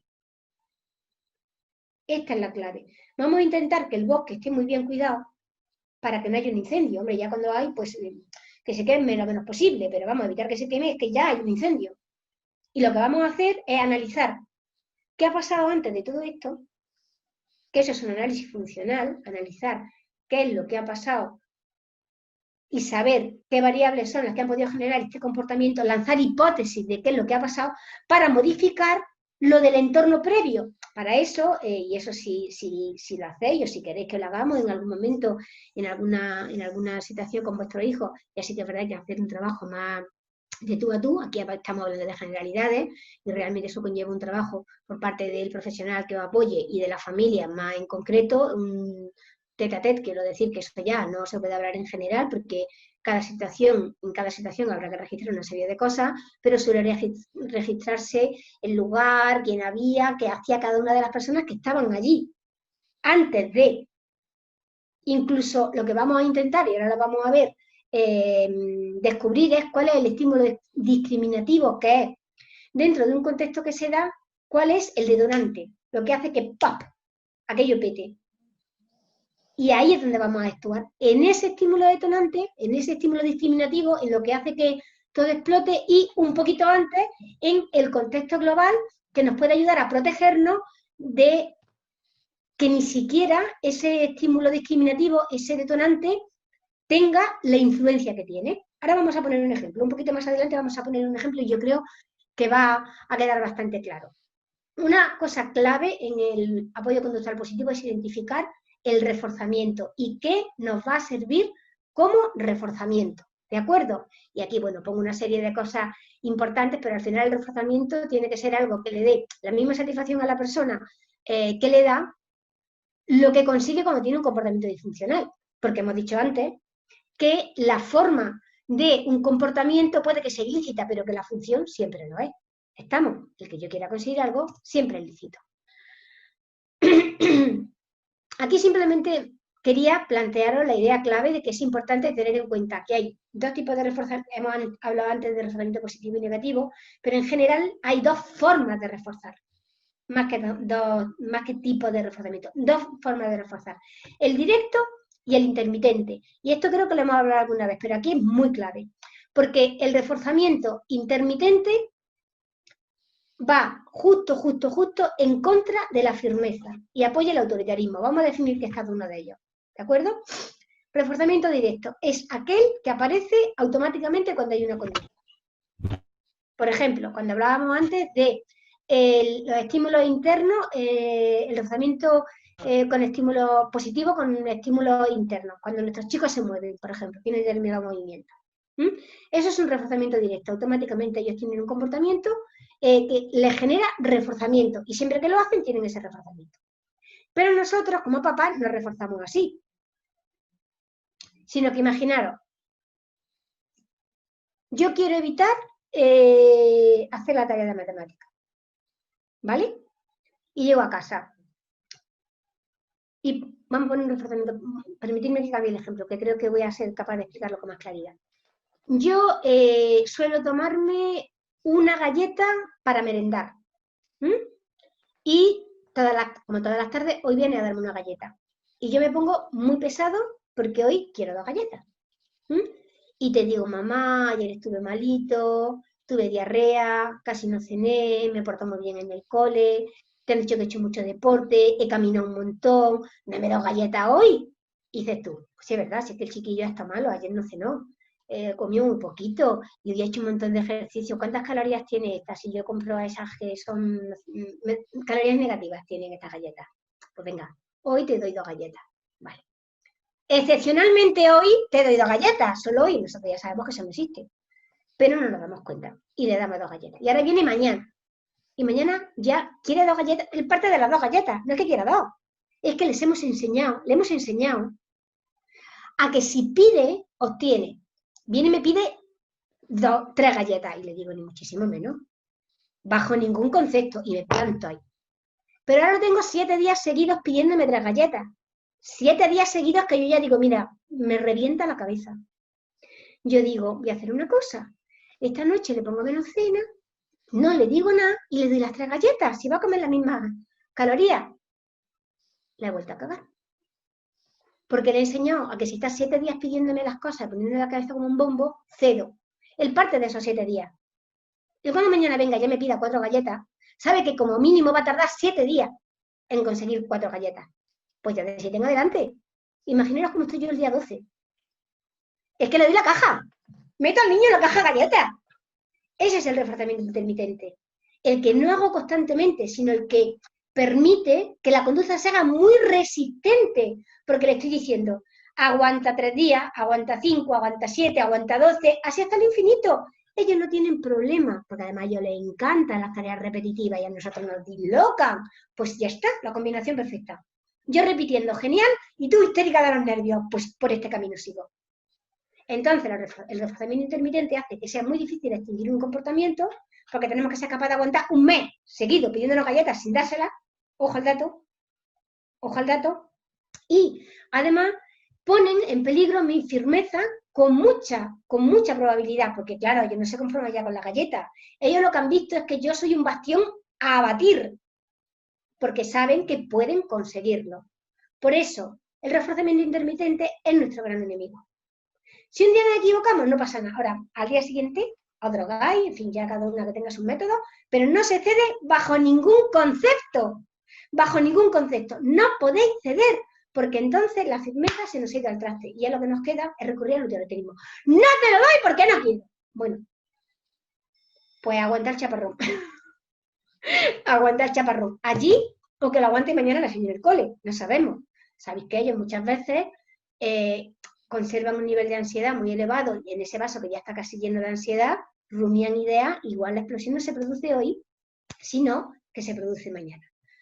Vamos a mirar un poco, dentro de ese manejo de antecedentes que yo hablaba del estímulo discriminativo, que es el antecedente inmediato, la bomba explosiva, que ya hace que todo salte, ¿qué podemos modificar? Y os pongo un ejemplo en la parte de arriba. Hay un suceso contextual, que puede ser, he dormido poco, que es habitual en ellos, que descansen mal, porque sabemos que tienen muchos despertares nocturnos, aunque sean microdespertares. Llego a clase y hay un antecedente inmediato, que es ese estímulo discriminativo, la bomba, que es que la seño me pone una tarea difícil. Y hay una conducta que me enfada. Y hay una consecuencia que dice la seño, bueno, venga, pues no la haga. Reforzamiento negativo por evitación. ¿Qué tenemos que hacer? Porque vamos a suponer que yo dejo el suceso contextual, he dormido poco, los antecedentes inmediatos, tarea difícil, por tanto la conducta. Eso de tirón, me enfado. Vamos a decir que digo, ¿cómo que no haces la conducta? ¿Cómo que no haces la tarea? Si tú no haces la tarea no sales al recreo. Pues ahí ya podemos tener muchas cosas. Que me atraiga el pairo no salía al recreo, con lo cual no hago la tarea porque no me da la gana. Y encima te lo digo en la cara delante de todos los alumnos. Y pierde autoridad. Que sí me importa el recreo y tengo una rabieta que se ha provocado por una mala gestión de un enfado que yo tengo ante una frustración inmediata. O que simplemente a mí antes me gustaba estar en el recreo y era un entorno en el que yo interaccionaba y dejé de importarme porque como siempre me castigan con recreo, tengo ya 15 días sin recreo. Si yo no sé medir 15 días. ¿Qué más me da? Ya lo que haga. Yo llego a la escuela, no sé, llego allí, me siento y hoy otro día sin recreo, venga. ¿Sabes? Ya yo hablo con ellos y digo, ¿cuánto tiempo lleva castigado? Y me dicen, 2 meses. Y digo, ¿y por qué tan castigado? Y dice, no me acuerdo. Os prometo que esto es real. Pues vosotros, como decimos en mi tierra, ¿hay un derecho a esto? Yo creo que no hay un derecho a esto. ¿Por qué tan castigado? No me acuerdo. Y están cumpliendo un castigo, pero, en fin, hay algo más inútil que hacer algo desagradable a una persona sin que surta ningún efecto, porque ni siquiera sabe a qué cuento viene esto. Es que creo que es, igual soy un poco excesiva en el término, pero es que es casi torturante. Eso sí que es frustrante, pero ¿cómo no va a estar de mala leche? Si me pongo de mala leche yo de contarlo. Entonces, ¿sobre qué vamos a actuar? Vamos a actuar siempre que podamos, por eso vamos a hacer un análisis funcional que es registrar. ¿Por qué se enfada? Voy a señalar qué ha pasado cuando se enfada y qué ha pasado antes. ¿Qué ha pasado antes? Ha venido ya cansado, lo ha traído su madre, hoy lo ha traído su padre, y voy a hacer un ejercicio comparativo de qué variables se repiten cuando se ha enfadado. Y ahí es donde yo voy a poder empezar a modificar ese antecedente inmediato. Y ahí puedo hacer muchas cosas, porque veréis, yo puedo retirar el suceso problemático. ¿A qué me refiero con esto? Si yo veo que llega cansado, a lo mejor yo no voy a esperar a que él se enfade, porque entonces estoy haciendo lo que él quiere. Antes de que se enfade, como ya estoy viendo que llega cansado, pues pongo una tarea sencilla. Y dejo esta para después. O puedo modificar el suceso problemático y hacer otra tarea, que a lo mejor también es difícil, pero sé que a esta le gusta más, fíjate. Y vamos a hacer la otra después. Si esta es difícil, que yo tenía pensada, la vamos a hacer después. Y el resto de la clase también, porque ya no vais todo acorde a él, hombre, es que tampoco llega todos los días cansado, ¿sabes? Lo que estamos haciendo es simplemente manejar variables y hacer el entorno escolar adaptado a las necesidades de todos. Si vamos a hacer esa tarea difícil, esa que tú quieres hacer, la vamos a hacer. La cuestión es que vamos a ver cómo. A lo mejor lo que tengo que hacer es ponerle una cosa que le guste, luego ya meto un ratito a la difícil, luego otra vez otra cosa agradable y voy intercalando. O puedo añadir cosas que le gusten. Por ejemplo, veo que llegan a 6 y le digo, madre mía, lo guapo que viene hoy. No me lo puedo creer. Increíble. Te digo una cosa, te pido por favor que cuando acabemos lo podamos hacer, seas tú el que borre la pizarra para que ya vea todo el mundo lo guapo que viene. Y realmente lo que estoy haciendo es añadir algo en ese contexto que promueve que él quiera hacer la tarea para salir a borrar luego y tener reforzamiento social por parte de sus compañeros. O simplemente me puedo dar cuenta de que llega cansado y decirle, ¿estás cansado, cariño? ¿Quieres descansar un ratito? y dejarle descansar sobre el pupitre un rato y yo seguir mi ritmo con los demás y después volver a activarlo y ponerlo a trabajar. Porque si yo me empeño en que haga la tarea, y esto es aplicable en el entorno educativo, pero también en casa, si yo me empeño en que haga la tarea y estoy viendo que apunta manera, pues lo que yo voy a conseguir es una bronca del carajo. Y había unos padres que me preguntaban sobre la modificación de conducta y que a veces los castigos lo que generaban eran comportamientos más graves que lo que suscitaba el castigo. Pues es que lo que yo estoy consiguiendo con esto, imaginaros que yo me pongo pesada y yo insisto en que hagas la conducta o sí o súper sí. Además, te amenazo, me cabreo, te presiono y tú tienes una rabieta en la que tiras cosas, das portazos, rompes objetos, incluso eres amenazante con la profesora y tengo que sacarte de allí, del aula. Yo te he puesto un castigo que era que no ibas a salir del recreo y a raíz de ese castigo te has tenido esta reacción. ¿A mí castigarte me ha servido para corregir que tú hagas la tarea? No. Lo que ha generado ha sido una cosa todavía más grave que lo que generaba el castigo. El castigo lo generaba que tú no hacías una tarea y ahora lo que yo he conseguido es que tengas una rabieta del carajo. Que te señales ante tus compañeros, que te sientas mal y que entre tú y yo el vínculo que había de alguna manera se haya desvirtuado. Por eso los castigos no son la forma adecuada. Que a veces hay que poner unas consecuencias y que ahora vamos a hablar de ellas, de acuerdo, pero ojo con castigar de forma espontánea. Porque ellos necesitan saber cómo va a ir funcionando todo antes de que pase. Y esa es la base del apoyo conductual positivo, lo de ser proactivo. Por eso va a ser tan importante analizar el suceso contextual y el antecedente inmediato, lo que hace que yo pete, que reaccione. ¿Vale? Yo sé que este tema es un tema complejo y profundo y de un análisis muy intenso, pero bueno, vamos a dar una pincelada y siempre podremos andar, ya os digo, o bien a través de llamadas telefónicas o si queréis que nos veamos otro día, pero soy consciente de que es un tema profundo, pero bueno, hay que empezar por alguna parte del elefante, ¿no? Manejar los reforzamientos también es algo muy importante. Esto es una diapositiva que yo he utilizado en otras charlas, pero que me sigue pareciendo igual de oportuna. Porque que el comportamiento sea el adecuado es fundamental. Si no sabemos cómo reforzamos, no estamos reforzando. Lo que estamos es, o nos están manejando ellos, o lo que estamos consiguiendo es reforzar un comportamiento que no es el adecuado. Yo siempre cuento una historia, no voy a entrar mucho en detalle, pero la voy a volver a contar porque es clave, aquí es clave esto que os cuento.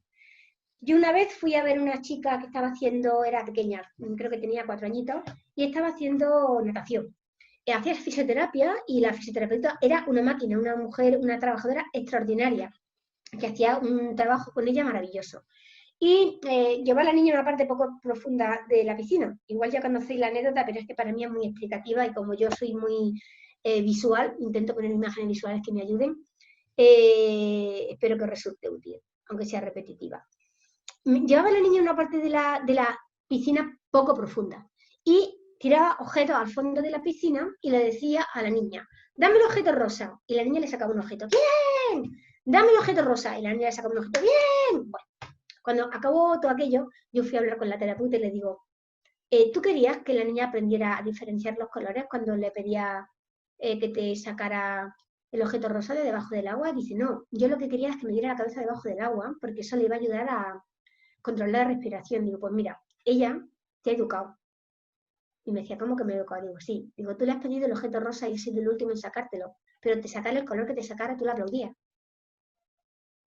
Luego entonces, ¿qué estás reforzando? Vamos a buscar cuál es el objetivo. Que meta la cabeza debajo del agua. Luego entonces le dice, saca un objeto del agua.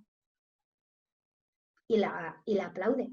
Porque ella ha hecho lo que tú le has dicho. Pero es que ella no ha hecho lo que tú le has dicho. Cuando tú le pides el objeto rosa y te da el azul y le haces palma, ella no ha seguido tus instrucciones y sin embargo tú la estás reforzando. Luego entonces, ¿quién ha educado aquí? Mira esta, cada vez que hemos hecho me aplaude. ¿Me explico? Hay que tener mucho ojo con lo que reforzamos. Porque al final, sin darnos cuenta, nosotros estamos siendo educados por ellos. Yo eso lo veo, claro, es que desde fuera se ve más fácil, ojo, que no es que yo sea especialmente lista, que yo también lo hago seguramente, pero claro, hasta afuera lo ves con más claridad. Por eso tenemos que ser muy cuidadosos y hacer con ellos esto que os comento, de determinar con antelación ¿Qué es lo que se va a conseguir? Tanto sea reforzamiento social, que es el mejor, por cierto, ya sabéis que son tendentes a acumular objetos. Claramente qué es lo que le refuerza y qué no. Sabemos qué tienen que hacer exactamente para obtenerlo. Y cuando digo exactamente, aquí yo en esto utilizo un lenguaje absolutamente literal. Hablo de tiempo medido. Vas a jugar con la Play 5 minutos. Y es importante eso, porque eso es lo que nos da firmeza. ¡Mamá, un minuto más! ¡Un minuto más! Y la hemos cagado. ¿Os acordáis de lo de antes? Ya vamos por 19 minutos cada vez que te portas bien. ¿Qué voy a volver atrás si he sido yo la que con reforzamiento intermitente he ido dejando que esto lo amplíe? 5 minutos. Y por supuesto, hay una forma muy concreta y muy exacta de conseguirlo. El ejemplo que siempre ponemos, ordena tu habitación, pues no sé cómo decirte, yo se lo digo a mi hijo y me dice, mamá, la tengo perfecta. Y el contexto de la tengo perfecta para él y para mí difiere por completo. No, bueno, pues hay que dejarlo clarificado absolutamente, ¿no? Cuando están terminadas en el acto, bueno, pues no sirven para nada porque no son reforzamientos, son sobornos. Si haces esto, venga, sí, hazlo, y entonces yo te doy, lo estoy sobornando. Además, él se da cuenta y dice, no, eso no, dame esto otro, y dice, tú cojonudo, ahora ya he quedado en la trampa. Y encima, efectivamente, pues estoy en su merced, es lo que os digo de aquella chica haciéndole palmas, digo, venga, ojo con esto, ojo con esto. Y por supuesto le enseñan a exigir. Porque esa niña, la próxima vez que sacar algo del agua, como ya le dije, digo, veremos a ver el día que saques del agua algo y tú no lo aplaudas. Ojo, ojo con eso. Entonces, es importante ver cómo manejamos el reforzamiento. Bueno, pues un poco sabemos que varían en función de la persona, cada persona le gusta una cosa. También sabemos que en Praderville nunca vamos a usar la comida, nunca, nunca, nunca, ni un chicle sin calorías, nada, nada, nada. No van a depender nunca, por ejemplo, si gritas, no. Si haces la tarea, tienes un punto positivo. Por ejemplo, si hacemos una economía de fichas y te dice, hoy he hecho mucha tarea. Es la tarea que trae. ¿Me explico? Porque si no volvemos a lo de antes. Hoy he hecho mucha tarea, mamá, ponme 2 puntos positivos porque es que hoy tenía un montón. Venga, vale, porque tenía muchas. Mañana hay muchas, eso lo aseguro. Aunque sea escribir una frase. ¿Y qué vamos a debatir? Entre él y yo, si es mucha o es poca. Volvemos a lo mismo. No varían. No varían por nuestro estado anímico, porque además hemos dicho que están puestas de antes, con lo cual yo estoy de mala leche, no es lo que toca. Son visibles, canjeables por escrito, con esto que dice que sean lo más evidentes para ellos posible. Y muy importante, para mí, de todo esto lo que os voy a decir ahora es lo más importante. Hay diferentes posibilidades a lo largo del día de obtener reforzamiento. Esto en los colegios lo vemos con mucha claridad. Y pongo el mismo ejemplo de siempre, pero es que lo vemos con mucha claridad. Él sabe que si se porta bien en clase, y aquí están muy medidos los parámetros para portarse bien, que puede ser uno de ellos hablar bajo. Tiene un punto. Y clase tiene de 8 a 14 horas. Llega a las 8 de la mañana y luego un grito. A tomar por culo el punto de ese día. ¿Qué tengo yo? ¿Qué tengo yo desde las 8:05 hasta las 14:00 para manejar? No tengo nada. ¿Castigo o autoridad? No. Cuando bien que pego un grito, voy a hacer 2 cosas. Número 1, ver cómo ha venido, qué ha pasado antes, hablarlo con la madre. O si soy la madre, analizar qué ha pasado antes porque tengo que saber lo que hemos visto antes de los antecedentes para modificarlo. Y número 2, decirle, ¡ay, qué pena! Hemos perdido el punto de 8 a 9, pero vamos a ver que el de 9 a 10 lo sacamos seguro. Venga, vamos a por él. Si eso hay solo una posibilidad, pasa lo que he dicho antes. Llevo ya sin recreo no sé cuánto tiempo, porque he empezado a perder recreo a lo loco esta mañana, he perdido 7 recreos y la misma mañana, pues es que, no tiene té. Yo ya llego mañana a liarla, llego enfadado, o sea que yo ya tengo el día fastidiado. ¿Vale? Vamos a suponer que ya hemos fracasado en todos estos intentos que hemos tenido de que las cosas fluyan y ya nos estamos enfrentando a una crisis. Realmente cuando hablamos de crisis, que realmente son una reacción emocional desproporcionada, cada autor habla de 4 o 5 fases. Yo me he centrado en 4 fases porque ya me parece suficiente lío como para poner más nombres. Al final, un poco la idea general tiene que ver con pautas globales que vamos a utilizar una vez que ya el incendio está ahí. Pero el objetivo no es apagar el incendio, el objetivo es que no se incendie nada. Pero las fases son más o menos las que señala Tamarí Colaboradores, estas que yo pongo aquí según yo aprecio. La fase desencadenante, bueno, pues lo mejor es eliminar la causa, pero tal y como hemos dicho, cuando vemos que apunta maneras, cuando simplemente hemos observado que está cansado. Si ya él está enfadado, hay un nivel, si él no lo transmite de buena manera, no lo dice bien. Si ya está enfadado y eliminamos la causa, lo que hacemos es reforzarlo. Estamos hablando de cuando todavía tratar la conducta como una forma de comunicación, eso es importante, tenemos que ver que si hoy viene así, algo pasa. Desviar la atención, por supuesto, es la forma más exitosa, desviar la atención. No siempre funciona, lo sé, pero es la forma más exitosa. Y aprender a hacer frente al estrés. Eso tiene más que ver con cómo nosotros nos posicionamos ante ello. Ahí es cuando tenemos que ser capaces de decirnos, esto es una crisis epiléptica, esto no es intencional, no quiere tocarme las narices, no es terco, no me está desafiando, y sobre todo, y en mayúscula y en neón, es un síntoma. Y eso ya nos sitúa en otro lugar. Después está la fase de intensificación, que es cuando ya podemos encontrarnos una situación un poquito más complicada, ya empezamos más a enfadarnos, y ahí, bueno, pues lo que hacemos es, como decimos nosotros, dejar una puerta de salida, ¿no? Pues te quedas aquí, te calmas, a lo mejor, y quieres salirte un poco fuera.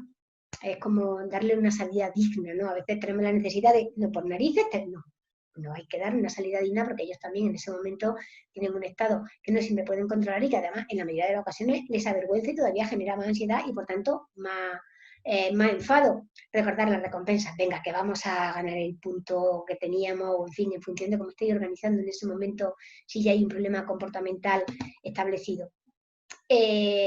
Modificar la demanda, lo que pedimos ver en ese momento, que luego la vamos a retomar, la vaya a ver en la última etapa. Y luego recordar las reglas. Hemos dicho que tú eres capaz, pero la forma de recordar las reglas, vamos a pensar otra vez en la comunicación, es importante. Venga, que tú eres capaz. Si yo sé que podemos tranquilizarnos perfectamente, si lo hemos hecho juntos un montón de veces. Venga, vamos a intentarlo de nuevo. Y ya tenemos, digamos que la parte más difícil, que es la parte de la fase de la explosión, que es cuando ya la rabieta está totalmente asentada y que puede variar y es muy florida, ¿no? En comportamientos, ¿no? Y ahí, bueno, pues al final lo único que podemos hacer es despejar la zona y intentar mantenernos todos lo relajados que podamos. Es importante si podemos evitar que haya contacto visual, lo hemos hecho muchas veces, transmitimos nuestro nerviosismo también con comunicación no verbal. Antes que nada somos animales y cuando estamos nerviosos nuestras pupilas están muy dilatadas y ellos lo ven, igual que nosotros vemos las suyas. Sabéis que algunas veces cuando se enfadan van especialmente, la ira va dirigida especialmente a una persona, y a lo mejor la persona que más quieren, probablemente, pues hay que proteger a esa persona y conseguir ayuda. Y pongo un plan de actuación que está previamente elaborado. Lo que no podemos hacer si hay una crisis es, hombre, puede que a veces sea de forma sorpresiva, y evidentemente, pero es bueno cuando se trabaja, cuando se tiene un hijo con síndrome de Prader-Willi, saber qué va a hacer cada uno en cada momento y qué función le toca. Y en algunas ocasiones hemos señalado que a veces la función de algunas personas es la de irse, porque es incapaz de soportar esa situación y el nivel de estrés que incorpora todavía empeora la situación. Entonces a veces nuestra función es marcharnos, porque no podemos mantenernos allí. Y a veces, en el peor de los casos, pues necesaria intervención física, y ahí ya, pues, digamos que sería la peor situación, pero a veces, y también todos lo sabemos, es necesario muchas veces para evitar que se hagan daño, incluso, ¿no? Y eso también, si alguien no quiere verlo más en profundidad, lo podemos hablar ya más de tú a tú, porque ya sería entrar como un tema mucho más personal y en situaciones más complicadas. Y luego ya viene la fase de recuperación, que pasa porque les proporcionemos un espacio buscando el regreso a la normalidad. Generalmente se llega a ella llorando. Sabemos que en Prader-Willi muchas veces se resetean, por decirlo de alguna manera, después de la primera comida que hay tras la rabieta. Es decir, yo estoy enfadado, tengo una rabieta y luego me toca el almuerzo, que por supuesto no se toca, el almuerzo de siempre, me tomo el almuerzo y entonces ya vuelvo un poco a resetearme. ¿Sí? Y se vuelve a realizar la demanda de nuevo, pero siempre también de buena manera, y vamos a, cuando digo de buena manera, ¿a qué me refiero? Yo puedo decir, bueno, pues tenemos que hacer lo que no hemos hecho antes, o puedo decir, ¿hacemos lo que íbamos a hacer antes o lo dejamos para después? Porque claro, si no quiere hacerlo, querida y querida, no lo va a hacer. Y si me dice que no, y yo le hago caso, es él el que ha puesto la agenda. Ahora, si yo le doy 2 opciones, en el fondo lo elige él, pero la agenda la he puesto yo, porque yo he sido la que le he dado posibilidad de que haya 2 cosas. ¿La hacemos ahora o la hacemos después? ¿Me explico lo que quiero decir? Al final le da la sensación de que yo soy la persona que plantea las normas. Y luego, por supuestísimo, importantísimo y maravilloso, cuidar de una misma. Y lo he puesto en femenino. Pero bueno, podéis sentiros incluidos, los papás. Pero es importante, y voy a lo de antes, trabajar el tema de la culpabilidad, saber que aquí, si una crisis ya ha aparecido, vamos a meter la pata, nos vamos a equivocar y podemos volver a intentar hacerlo mejor la siguiente vez, porque es probable que se vuelvan a presentar, porque como decía, son un síntoma y una forma de comunicación. Vamos a suponer que ha habido la bronca, que se han recuperado y todo lo demás. Y va a haber consecuencias. Y es importante, las palabras son muy importantes. Es como decir a una persona compra de Lili, vamos a hacer dieta o vamos a comer sano. Estamos diciendo lo mismo, pero para ellos no es el mismo significado. Pues aquí es algo muy parecido. No vamos a hablar de castigo, vamos a hablar de consecuencias, ¿no? Y vamos a tener en cuenta estas cosas porque nos van a ayudar, sobre todo, a mantenernos firmes en lo que pensamos, a mantenernos firmes en lo que pensamos y a que ellos también sean conscientes de que no es algo que nosotros le estamos imponiendo, sino que es un pacto que hemos llevado. Entonces están pactadas y no en el momento, eso nos ayuda a no cagarla, como decíamos antes, no amenacéis y enfadados porque entonces no valéis vosotros, veis el enfado que tenéis. No varían y eso hace que haya una estabilidad emocional, que ellos no se vean sorprendidos de repente de que le quitamos algo que bajo ningún concepto se esperaran que le íbamos a quitar, porque además tiene algo de venganza y no dejaría de ser que nos estamos vengando de un síntoma. Son una consecuencia natural, eso sí, nunca son recuperables, vamos a obviar aquí la negociación porque si no pierden todo su poder, nunca es un chantaje, si sigues así no vas a ir a danza, si lo que más le gusta es bailar, ojo con eso también, que nos encontramos con gente a la que le gusta ir a natación y la sexta vez que le decimos te quedas sin natación, pues dice ella, no voy a natación, y ahora dices tú, hombre, que sí, a natación tienes que ir, pues ya le hemos dado la vuelta a la tortilla. Ahora ya va a ser ella la que empieza a venir. Ellos son activos en su sistema vital, evidentemente. Entonces vamos a mirar eso también, ¿no? Y al final, yo creo que con esto más o menos lo que quería contaros está contado. Igual ha sido un poco denso, pero yo creo que merecía la pena exponer algunos conceptos. Por mi parte ahora hablamos lo que necesitáis. Y esta fase me parece bastante interesante porque define muy bien lo que es nuestro día a día. Va a ser imposible controlar las situaciones a las que nos vemos enfrentados, pero sí podemos controlar las actitudes que tenemos ante esas situaciones. Así que sabía hacerlo, yo soy más que consciente y vamos a seguir en ello. Muchas gracias por escucharme. Os pongo gracias y salud, porque en estos tiempos yo creo que eso es lo más importante.